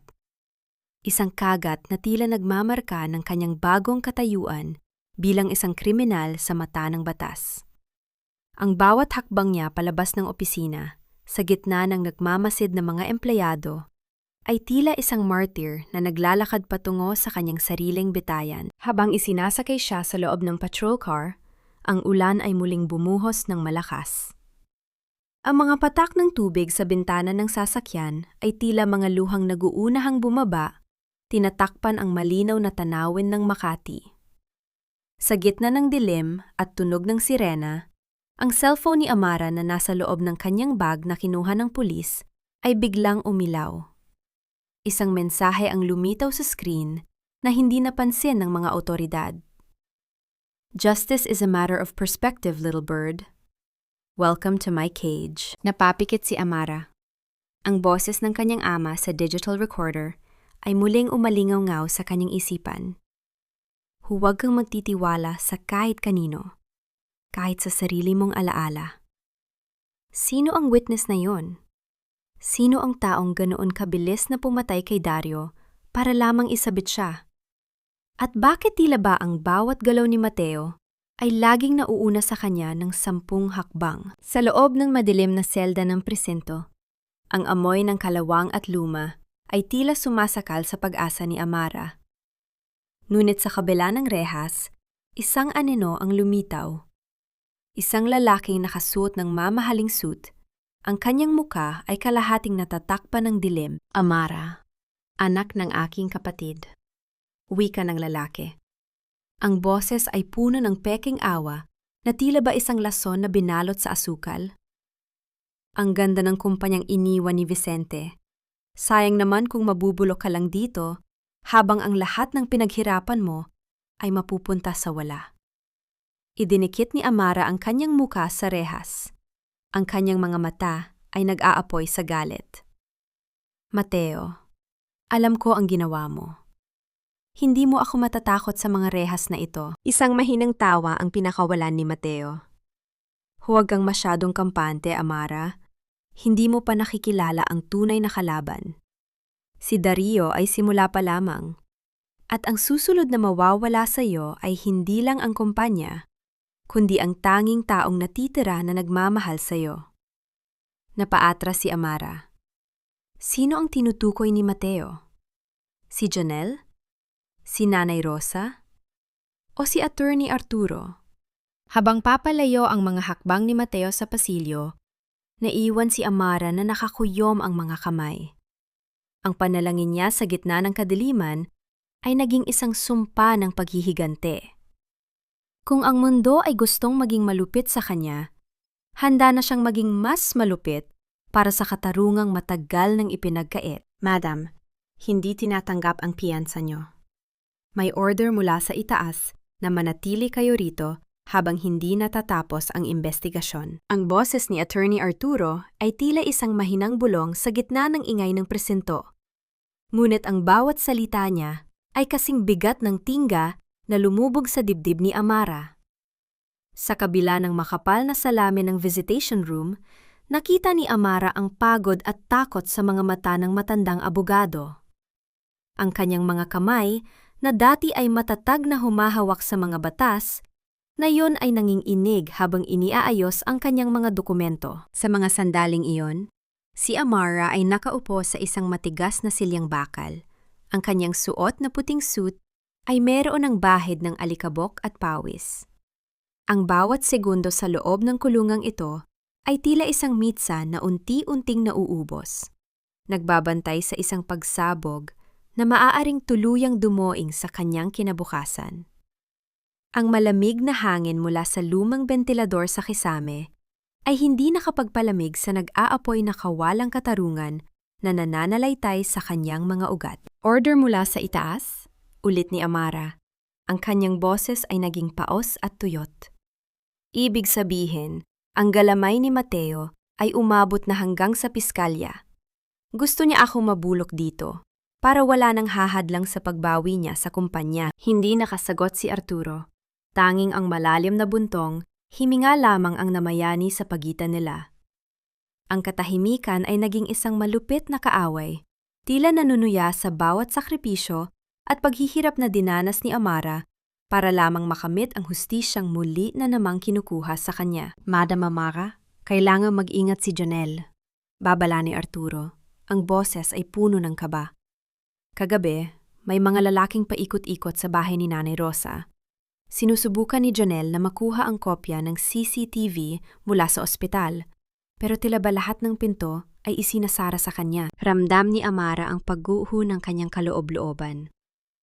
Ang takot para sa kanyang sarili ay napalitan ng isang mas matinding pangamba para sa mga taong tanging natitira sa kanyang buhay. Ang bawat pintig ng kanyang puso ay tila isang babala, isang tawag ng pangangailangan na kumilos bago pa maging huli ang lahat. Ang kanyang mga daliri ay mariing nakakapit sa gilid ng mesa. Ang kanyang mga kuko ay tila ibinabaon sa kahoy. Ang sakit na kanyang nararamdaman ay hindi na lamang galing sa rehas. Ito ay galing sa katotohanang siya ay nakagapos, habang ang mga mahal niya ay nasa panganib. Ang pader ng selda ay tila unt-unting lumiliit, sumasakal sa kanyang bawat hininga ng pag-asa. Attorney Arturo, sabihin niyo kay Janelle na tumigil na, bulong ni Amara. Ang kanyang mga mata ay nanunuyo na sa pagod. Huwag na siyang magpakabayani. Hindi ko mapapatawad ang sarili ko kung may mangyaring masama sa kanya dahil sa akin. Samantala, sa kabilang panig ng lungsod, sa ilalim ng madilim na pasilyo ng isang lumang warehouse, mabilis ang paghinga ni Janelle. Ang tanging liwanag na dala niya ay ang munting kislap mula sa kanyang cellphone. Ang amoy ng kalawang at luma ay tila sumasakal sa kanya, ngunit ang determinasyong linisin ang pangalan ni Amara ang nagpapatuloy sa kanyang mga hakbang. Nahanap niya ang isang maliit na computer room sa dulo ng pasilyo. Sa loob ng 7 taon ng pagiging sekretarya, natutunan ni Janelle ang bawat pasikot-sikot ng sistemang binuo ni Amara. Alam niyang dito itinago ni Dario ang mga backup files ng kumpanya, ang mga dokumentong magpapatunay na ang lahat ng embezzlement ay may kinalaman kay Mateo Villarreal. Ngunit habang isinasaksak niya ang kanyang flash drive, ang tunog ng isang mabigat na pinto na nagsasara sa likuran niya ay nagpatayo ng kanyang balahibo. Walang tunog ng pagsabog, tanging ang marahang pagpihit ng susi mula sa labas. Napakasipag mo, talagang bata ka. Isang boses ang umalingaw-ngaw sa maliit na silid. Hindi ito boses ni Mateo. Ito ay isang boses na pamilyar kay Janelle. Isang boses na akala niya ay kaisa nila sa laban. Nanlaki ang mga mata ni Janelle habang dahan-dahang humaharap. Ikaw? Paano? Bakit? Sa loob ng presinto, biglang nakaramdam ng matinding kaba si Amara. Ang baso ng tubig sa kanyang harap ay tila gumalaw ng kusa, lumilika ng maliliit na alon. Ang katahimikan sa paligid ay biglang naging mabigat. Tila ba ang hangin ay may dalang mensahe ng kapahamakan? Madam, may tumatawag sa inyo! Wika ng isang pulis. Iniaabot ang telepono sa kabila ng rehas. Nang sagutin ito ni Amara, tanging ang tunog ng mabilis na paghinga at ang mahinang boses ni Janelle ang kanyang narinig. Madam, tumakbo ka. Huwag kang magtitiwala kay... Ang tunog ng pagbagsak ng telepono sa kabilang linya ay tila isang huling hantungan. Ang pagsabog ng takot sa dibdib ni Amara ay hindi na mapigilan. Sino ang taong tinutukoy ni Janelle? Sino ang traidor na nasa loob ng kanilang sariling bakod? At habang nakakulong si Amara, paano niya maililigtas ang kaisa-isang taong handang ibigay ang buhay para sa kanya? Ang gabi ay muling binalot ng malakas na ulan. At sa gitna ng kidlat, ang anino ni Mateo ay muling lumitaw sa bintana ng opisina ni Amara. Hawak ang huling piraso ng katotohanang maaaring tuluyang lumunod sa pamilya Villarreal. Janelle! Janelle! Sumagot ka! Ang boses ni Amara ay tila isang sugatang hayop na nagwawala sa loob ng masikip na selda. Ang kanyang mga kamay ay mariin nakakapit sa mga rehas na bakal. Ang lamig nito ay tila nanunuot sa kanyang mga buto. Ngunit wala itong pakialam kumpara sa nag-aapoy na kaba sa kanyang dibdib. Ang tanging naririnig na lamang niya sa kabilang linya ay ang tunog ng hangin at ang marahang pagkalagaslas ng ulan sa labas ng warehouse. Pagkatapos, isang nakabibinging katahimikan ang pumalit, tila isang huling hininga na napatid sa gitna ng dilim. Sa mga sandaling iyon, ang daigdig ni Amara ay tila dahan-dahang tinatabunan ng buhay na lupa. Ang bawat pangarap niya ng katarungan, ang bawat paghihirap na dinanas niya para mabawi ang dangal ng kanyang ama, ay tila naglalaho sa harap ng katotohanang may traidor sa kanyang tabi. Samantala, sa loob ng madilim na warehouse sa labas ng lungsod, dahan-dahang napaatras si Janelle. Ang liwanag ng kanyang cellphone sa sahig ay nagbibigay ng mahinang anino sa taong nakatayo sa kanyang harapan.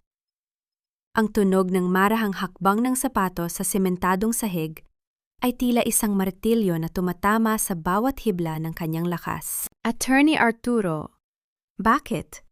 Ang tinig ni Janelle ay nanginginig, halos hindi lumalabas sa kanyang lalamunan. Kayo ang pinagkatiwalaan ni Don Vicente. Kayo ang huling kakampi ni Madam Amara. Ang matanda, na laging may maamong muka at punong-puno ng karunungan, ay dahan-dahang lumabas mula sa anino. Ang kanyang suot na salamin ay kumislap sa ilalim ng munting liwanag. Ngunit ang kanyang mga mata ay wala ng bakas ng awa. Hawak niya ang isang maliit na digital recorder, ang parehong gamit na naglalaman ng boses ni Don Vicente. Ang tiwala, Janelle, ay isang luho na hindi kayang bayaran ng katapatan lamang. Wika ni Arturo, ang boses niya ay naging kasing lamig ng semento. Sinisid ko ang bawat dumi ng pamilya Villarreal sa loob ng 30 taon. Ngunit sa huli, ang pasasalamat ni Vicente ay hanggang salita lang. Si Mateo ang nagbigay sa akin ng halagang nararapat sa aking pananahimik. Ibinenta niyo kami, bulong ni Janelle. Ang luha ay pumatak na sa kanyang pisini. Ang pagkamatay ni Dario, ang fingerprints ni Madam, kayo ang gumawa ng lahat ng yon. Isang mahinang tawa ang pinakawalan ni Arturo. Hindi mahirap dayain ang isang babaeng uhaw sa pag-ibig at katarungan. Si Amara ay masyadong kampante dahil akala niya ay lahat ng nakapaligid sa kanya ay tapat. Mabilis na dinampot ni Arturo ang cellphone ni Janelle at inapakan ito. Ang tunog ng nadurog na salamin ay umalingaw-ngaw sa tahimik na warehouse, tila huling hatol sa tanging koneksyon ni Janelle sa labas. Balik sa loob ng presinto, ang paghinga ni Amara ay naging mababaw at mabilis. Ang bawat tibok ng kanyang puso ay tila isang babala na nauubusan na siya ng oras. Sa gitna ng kanyang kawalang pag-asa, dahan-dahang lumitaw ang isang anino sa harap ng kanyang selda. Hindi si Arturo, hindi si Mateo. Ito ay si Nanay Rosa, ang kanyang dating yaya, na nakasuot ng simpleng duster at may bitbit na basket ng pagkain. Ang kanyang mga mata ay namamagas sa pag-iyak, ngunit may isang uri ng determinasyon na hindi pa nakikita ni Amara. Anak, Amara, bulong ng matanda habang inilalapit ang kanyang muka sa rehas. Nanay Rosa, si Janelle, nasa panganib siya! Si Attorney Arturo, traidor siya! Hagulgol ni Amara, pilit na inaabot ang kamay ng matanda. Alam ko anak, alam ko. Pabulong na sabi ni Nanay Rosa habang iniaabot ang isang piraso ng tinapay. Sa loob nito, naramdaman ni Amara ang isang matigas at malamig na bagay. Isang susing tanso na may kaparehong disenyo ng susing iniwan ng kanyang ama, ngunit mas maliit. Ang tatay mo. Bago siya mamatay, may ibinulong siya sa akin sa ospital. Panginginig na wika ni Nanay Rosa. Sinabi niya, kapag dumating ang araw na ang langit ay naging kasing itim ng kalsada, hanapin mo ang lihim ng altar. Doon nakatago ang tunay na testamento na hindi kayang pakialaman ng kahit sinong abogado. Napatigil si Amara. Ang lihim ng altar ay ang lumang simbahan sa kanilang probinsya kung saan siya bininyagan at kung saan madalas magdasal ang kanyang ama noong nabubuhay pa ito. Nanay Rosa, kailangan kong makalabas dito, wika ni Amara. Ang kanyang mga mata ay nag-aapoy na muli.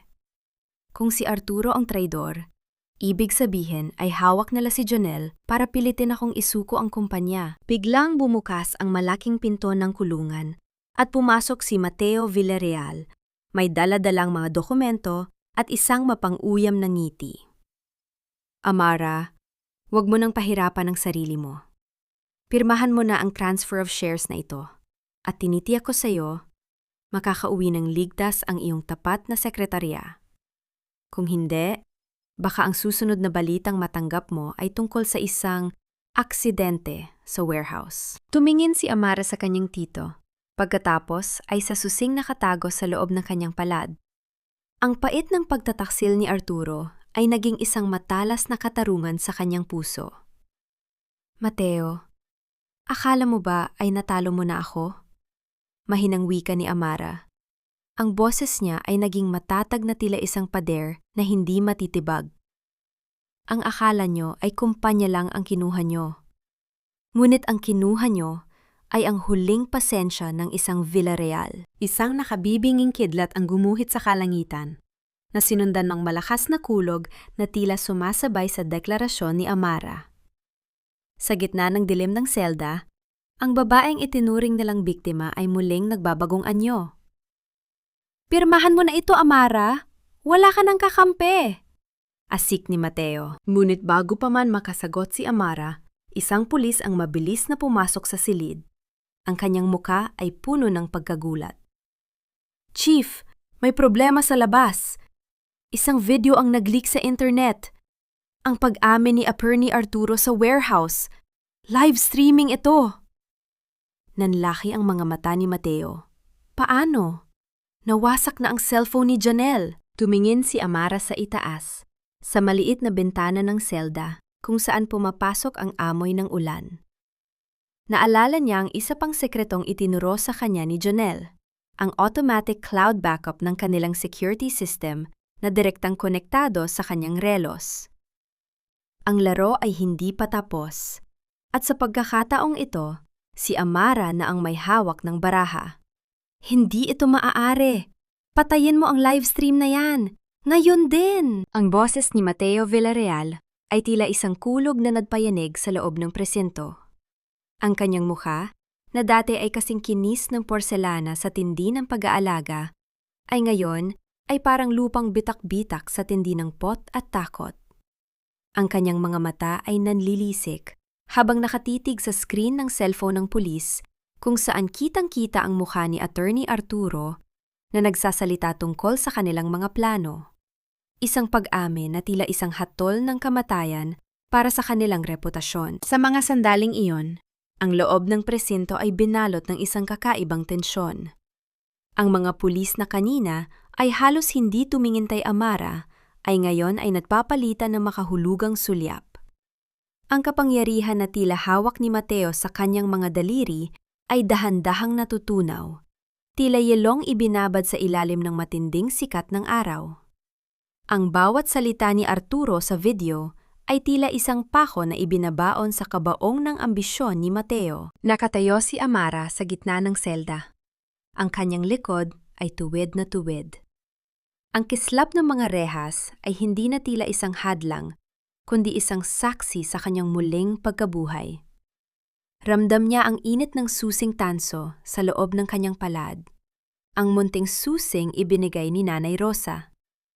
Ang susing yon ay tila nagbibigay sa kanya ng lakas na hindi nanggagaling sa yaman, kundi sa katotohanang hinding-hindi siya pinabayaan ng kanyang ama. Ang akala niyo ay napatay niyo na ang boses ni Don Vicente. Mahinang wika ni Amara. Ang kanyang boses ay umaalingaw sa katahimikan ng silid. Pero ang katotohanan ay hindi kailanman nalulunod sa ulan, Mateo. Lumulutang ito, gaano man ito pilit na ibaon. Shut up, Amara, wala kang alam, sigaw ni Mateo, habang pilit siyang inilalayo ng kanyang sariling mga bodyguard mula sa selda dahil sa dumaraming tao sa labas. Samantala, sa loob ng warehouse, ang tunog ng sirena ng pulis ay nagsimulang marinig mula sa malayo, humahalo sa ingay ng malakas na ulan. Si Attorney Arturo, na kanina ay puno ng kayabangan, ay ngayon ay tila isang basang sisiw na sinusubukang buksan ang pinto ng warehouse na aksidenteng nalock mula sa labas. Ang kanyang mga kamay ay nanginginig habang hinahanap ang susi sa kanyang bulsa. Ang kanyang mga mata ay puno ng desperasyon. Buksan niyo ito! Hindi ako pwedeng mahuli! Sigaw ni Arturo. Ang kanyang boses ay naging matinis at puno ng panginginig. Si Jonelle, na nakahiga sa sahig, ay dahan-dahang ngumiti sa gitna ng kanyang hapdi. Ang bawat bugbog na natanggap niya ay tila naglaho nang marinig niya ang pagdating ng tulong. Tapos na! Tapos na ang panloloko niyo! Bulong niya bago tuluyang mawalan ng malay habel sa pagod at sugat. Sa loob lamang ng ilang minuto, ang warehouse ay napalibutan ng mga awtoridad. Ang tunog ng mga sapatos na tumatakbo sa semento at ang marahas na pagbukas ng pinto ay hudyat ng pagtatapos ng gabi ni Arturo. Walang laban, walang takas. Ang abogado na nagtaksil sa pamilya Villarreal ay dinampot sa gitna ng dilim. Ang kanyang mukha ay nababalot ng kahihiyan, habang ang mga flash ng kamera mula sa mga news reporter ay kumikinang sa paligid. Balik sa presinto, dahan-dahang binuksan ng Chief of Police ang selda ni Amara. Ang tunog ng pagpihit ng susi sa kandado ay tila musika sa pandinig ni Amara, isang tunog ng kalayang matagal na niyang ipinaglaban. Madam Amara, humihingi po kami ng paumanhin. Wika ng chief habang yumuyuko ng bahagya. The charges against you are officially dropped. Based on the digital evidence and the ongoing raid, it's clear who the real culprits are. Lumabas si Amara sa selda. Ang bawat hakbang niya ay puno ng dignidad. Nang makasalubong niya si Mateo, na ngayon ay pinoposasan na rin ng ibang mga pulis, huminto siya. Ang titig ni Amara ay hindi puno ng galit, kundi ng isang matinding awa. Isang awa para sa taong naging alipin ng sariling kasakiman. Ang little bird na sinasabi mo, Mateo, ay lumipad na, bulong ni Amara. At sa pagkakataong ito, wala nang hawla ang makakakulong sa akin. Nang makalabas si Amara ng presinto, ang ulan ay tumitila na. Ang amoy ng basang kalsada at ang malamig na hangin ng madaling araw ay tila isang sariwang simula. Isang puting sasakyan ang huminto sa kanyang tapat at lumabas doon si Nanay Rosa, kasama ang ilang mga dating tauhan ni Don Vicente na nanatiling tapat sa kanya. "Anak! Amara!" hagulgol ni Nanay Rosa habang niyayakap ang kanyang alaga. "Ligtas na si Janelle. Isinugod na siya sa ospital, pero sabi ng mga doktor ay ligtas na siya." Napapikit si Amara habang yakap ang matanda. Ang luha na kanina pa niya pinipigilan ay dahan-dahang pumatak, hindi dahil sa pait, kundi dahil sa labis na pasasalamat. Sa gitna ng labanang ito, napatunayan niya na ang tunay na kayamanan ay hindi ang kumpanya, kundi ang mga taong handang tumayo sa tabi mo sa gitna ng unos. Ngunit sa kabila ng tagumpay, alam ni Amara na may huling misyon pa siyang dapat gawin. Kinuha niya ang susing tanso mula sa kanyang bulsa. "Nanay Rosa, kailangan nating pumunta sa lihim ng altar. Nayon na." Sino ang naghihintay sa lumang simbahan? At anong huling katotohanan ang nakatago sa loob ng altar na tanging si Don Vicente lamang ang nakakaalam? Habang bumibilis ang takbo ng sasakyan patungo sa probinsya, ramdam ni Amara na ang huling piraso ng puzzle ay malapit na niyang mahawakan. Ang lumang simbahan ng San Sebastian sa kanilang probinsya ay tila isang bantay na gawa sa bato, matatag na nakatayo sa gitna ng naghihingalong liwanag ng dapit hapon. Ang amoy ng insenso, lumang kahoy, at ang halimuyak ng mga puting dama de noche ay tila bumubuo ng isang dambana ng mga alaala para kay Amara. Habang naglalakad siya sa gitna ng pasilyo, ang tunog ng bawat hakbang niya sa swelas na bato ay umaalingaw-ngaw sa katahimikan ng simbahan. Tila isang marahang pagkatok sa pintuan ng nakaraan. Sa likod ng altar, kung saan ang anino ng krus ay humahaba sa sahig, naroon ang isang maliit na kapilya na nakalaan sa pamilya Villarreal. Dito madalas dalahin ni Don Vicente si Amara noong bata pa siya. Hindi para magturo ng negosyo, kundi para ituro ang halaga ng pananampalataya at katapatan sa sarili. "Dito, anak," bulong ni Nanay Rosa habang itinuturo ang isang maliit na ukit ng anghel sa gilid ng tabernakulo. "Sabi ng tatay mo, ang katotohanan ay laging nakatago sa ilalim ng pakpak ng proteksyon." Gamit ang kanyang nanginginig na mga kamay, inilabas ni Amara ang dalawang susi. Ang susing tanso mula kay Nanay Rosa at ang susing pilak na iniwan sa kanyang lumang kahon.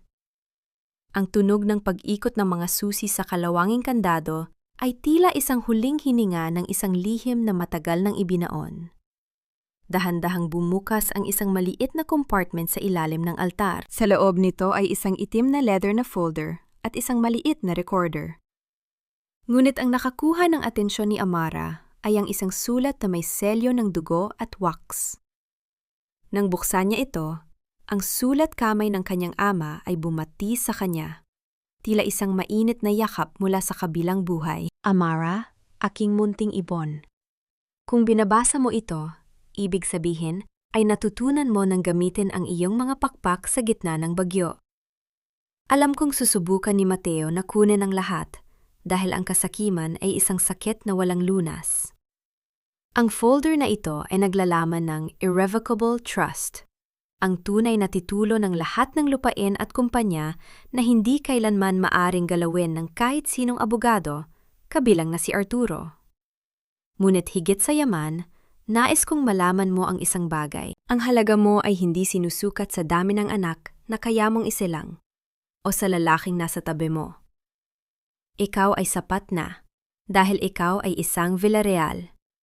Ikaw ang aking pinakamagandang pamana. Napahagulgol si Amara sa gitna ng simbahan. Ang bawat salita ng kanyang ama ay tila isang gamot na naghihilom sa 7 taon ng pang-aalipusta ni Dario at Leticia. Ang bansag na baog at walang silbi ay tuluyan ng naglaho, napalitan ng isang matibay na katotohanang siya ay minahal at pinahalagahan ng higit sa sapat. Pagkalipas ng ilang buwan, ang Makati ay muling sumaksi sa pagyusbong ng isang bagong kumpanya, ang Amara Heritage Group. Hindi na ito subsidiary ng sinuman. Ito ay sariling imperyo ni Amara na nakatuon sa sining, kultura, at pagtulong sa mga kababaihan. Si Mateo Villarreal at Attorney Arturo Salazar ay nahatulan ng habambuhay na pagkabilanggo dahil sa mga kasong homicide at plunder. Si Dario, bagaman nakaligtas sa kanyang pagtatangkang magpakamatay, ay naiwang mag-isa sa isang pampublikong pasilidad. Ang kanyang isipan ay tila tuluyan ng bumigay sa bigat ng kahihiyan. At si Doña Leticia? Natupad ang sinabi ni Amara. Nakatira siya sa isang maliit na apartment malapit sa sementeryo, naglalaba ng sariling damit at nagluluto ng sariling pagkain. Isang buhay na kailanman ay hindi niya inakala na daranasin niya. Isang hapon, nakatayo si Amara sa puting dalampasigan ng Palawan. Ang tunog ng marahang paghampas ng alon sa pampang at ang malamyos na awit ng mga ibon ay tila isang orkestra ng kapayapaan. Sa tabi niya, si Jonel ay masigla ng naglalakad. Dala ang mga bagong plano para sa kanilang foundation. Madam, handa na po ang lahat para sa opening ng orphanage sa susunod na linggo. Nakangiting wika ni Jonel. Tumingin si Amara sa malayo. Sa abot tanaw kung saan ang dagat at langit ay tila naghahalikan. Ang kanyang muka ay wala ng bakas ng pait. Ang kanyang mga mata ay nagminingning sa bagong pag-asa. Janelle, wag mo na akong tawaging madam. Wika ni Amara habang dinarama ang mainit na buhangin sa kanyang mga paa. Amara na lang. Dahil sa wakas, malaya na ako. Kinuha niya ang kanyang lumang wedding ring mula sa kanyang bulsa. Ang tanging bagay na natira mula sa kanyang nakaraan. Hindi niya ito itinapon ng may galit. Sa halip, dahan-dahan niya itong inilibing sa ilalim ng buhangin. Hinayaan niyang kainin ito ng dagat, kasama ang lahat ng sakit, lahat ng luha, at lahat ng anino ng nakaraan. Tumayo siya ng matuwid, ang kanyang buhok ay hinahawi ng hanging dagat. Ang Amara na dati ay yuyuko sa bawat utos ay wala na. Ang narito ngayon ay isang babaeng nahanap ang kanyang lakas sa gitna ng kanyang kahinaan. Isang babaeng nahanap ang kanyang boses sa gitna ng katahimikan. Ang paglubog ng araw ay nagbibigay ng kulay ginto sa buong paligid. At sa bawat paghinga ni Amara, alam niyang ang bukas ay hindi na isang pananakot, kundi isang pangako. Isang pangako ng isang buhay na siya mismo ang susulat ng bawat pahina. Isang taon ang mabilis na lumipas. Tila mga pahina ng isang makapal na aklat na dahan-dahang itinatabi upang magbigay daan sa isang bagong kwento. Sa isang tahimik na bahagi ng Palawan, kung saan ang asul ng langit ay tila humahalik sa kristal na linaw ng dagat, nakatayo ang isang puting gusali na may pangalang Villarreal Home of Hope. Hindi ito isang opisina ng logistics. Ito ay isang santuwaryo para sa mga kababaihang tulad ni Amara na minsan ding inakala na ang kanilang mundo ay nagtapos na sa gitna ng karahasan at pagtataksil. Nakatayo si Amara sa malawak na beranda. Hawak ang isang tasa ng mainit na tsaa. Ang bawat pag-ikot ng usok mula sa tasa ay tila mga alaalang dahan-dahang naglalaho sa hangin. Wala na ang kaba sa kanyang dibdib. Wala na ang panginginig ng kanyang mga kamay. Ang kanyang mukha, na dati ay nababalot ng lungkot, ay ngayon ay tila isang telon na pinintahan ng kapayapaan. Sa kabilang panig ng bansa, sa isang masikip at mainay na kalsada, malapit sa sementeryo ng Taguig, isang matandang babae ang hirap na naglalakad bitbit ang isang balde ng tubig. Si Doña Leticia, na dati ay hindi kayang humawak ng kahit anong marumi, ay ngayon ay naglalaba ng sariling mga damit sa ilalim ng init ng araw. Ang kanyang mga kamay ay magaspang na at ang kanyang mga mata ay laging nakatingin sa lupa. Pila nahihiya sa bawat taong nakakakilala sa kanya. Sa bawat gabi ng kanyang pag-iisa, naririnig niya ang boses ni Amara. Hindi sa galit, kundi sa isang uri ng awa na mas matindi pa sa kahit anong sumpa. Si Dario naman ay nananatili sa loob ng isang tahimik na silid sa isang mental facility. Madalas siyang nakatitig sa bintana, pilit na tinatawag ang isang pangalan na hindi na kailanman sasagot. Para sa kanya, ang oras ay huminto na sa gabing iyon sa Makati. Iniwan siyang bilanggo ng sarili niyang mga pagkakamali. Si Mateo at Arturo, sa kabilang banda, ay nagdurusa sa likod ng mga rehas na bakal, kung saan ang tanging yaman na mayroon sila ay ang mga anino ng kanilang kasakiman. Nabalik ang diwa ni Amara nang marinig niya ang malambing na tinig ni Nanay Rosa mula sa loob ng bahay. "Amara anak, handa na ang hapunan! Nagluto ako ng paborito mong sinigang." Isang matamis na ngiti ang sumilay sa mga labi ni Amara. Lumapit siya kay Nanay Rosa at niyakap ang matanda. Isang yakap na hindi na nanggagaling sa pangangailangan, kundi sa wagas na pasasalamat. "Janelle, kamusta ang operation sa Manila?" Tanong ni Amara nang makita ang kanyang tapat na kaibigan na pababa mula sa ikalawang palapag. "Everything is stable, Amara. Ang Villarreal Group ay nakapagdala ng record-breaking growth ngayong quarter. Pero mas importante, ang feeding program natin sa probinsya ay nakatulong na sa mahigit 1,000 pamilya," sagot ni Janelle na may ningning sa mga mata. "You did it, Amara. You really did it." Huminga ng malalim si Amara. Ang kanyang mga mata ay nakatuon sa papalubog na araw na nagbibigay ng kulay ginto sa buong dalampasigan. Sa sandaling iyon, ang tatlong mahahalagang katanungan ng kanyang buhay ay nakahanap na ng kasagutan.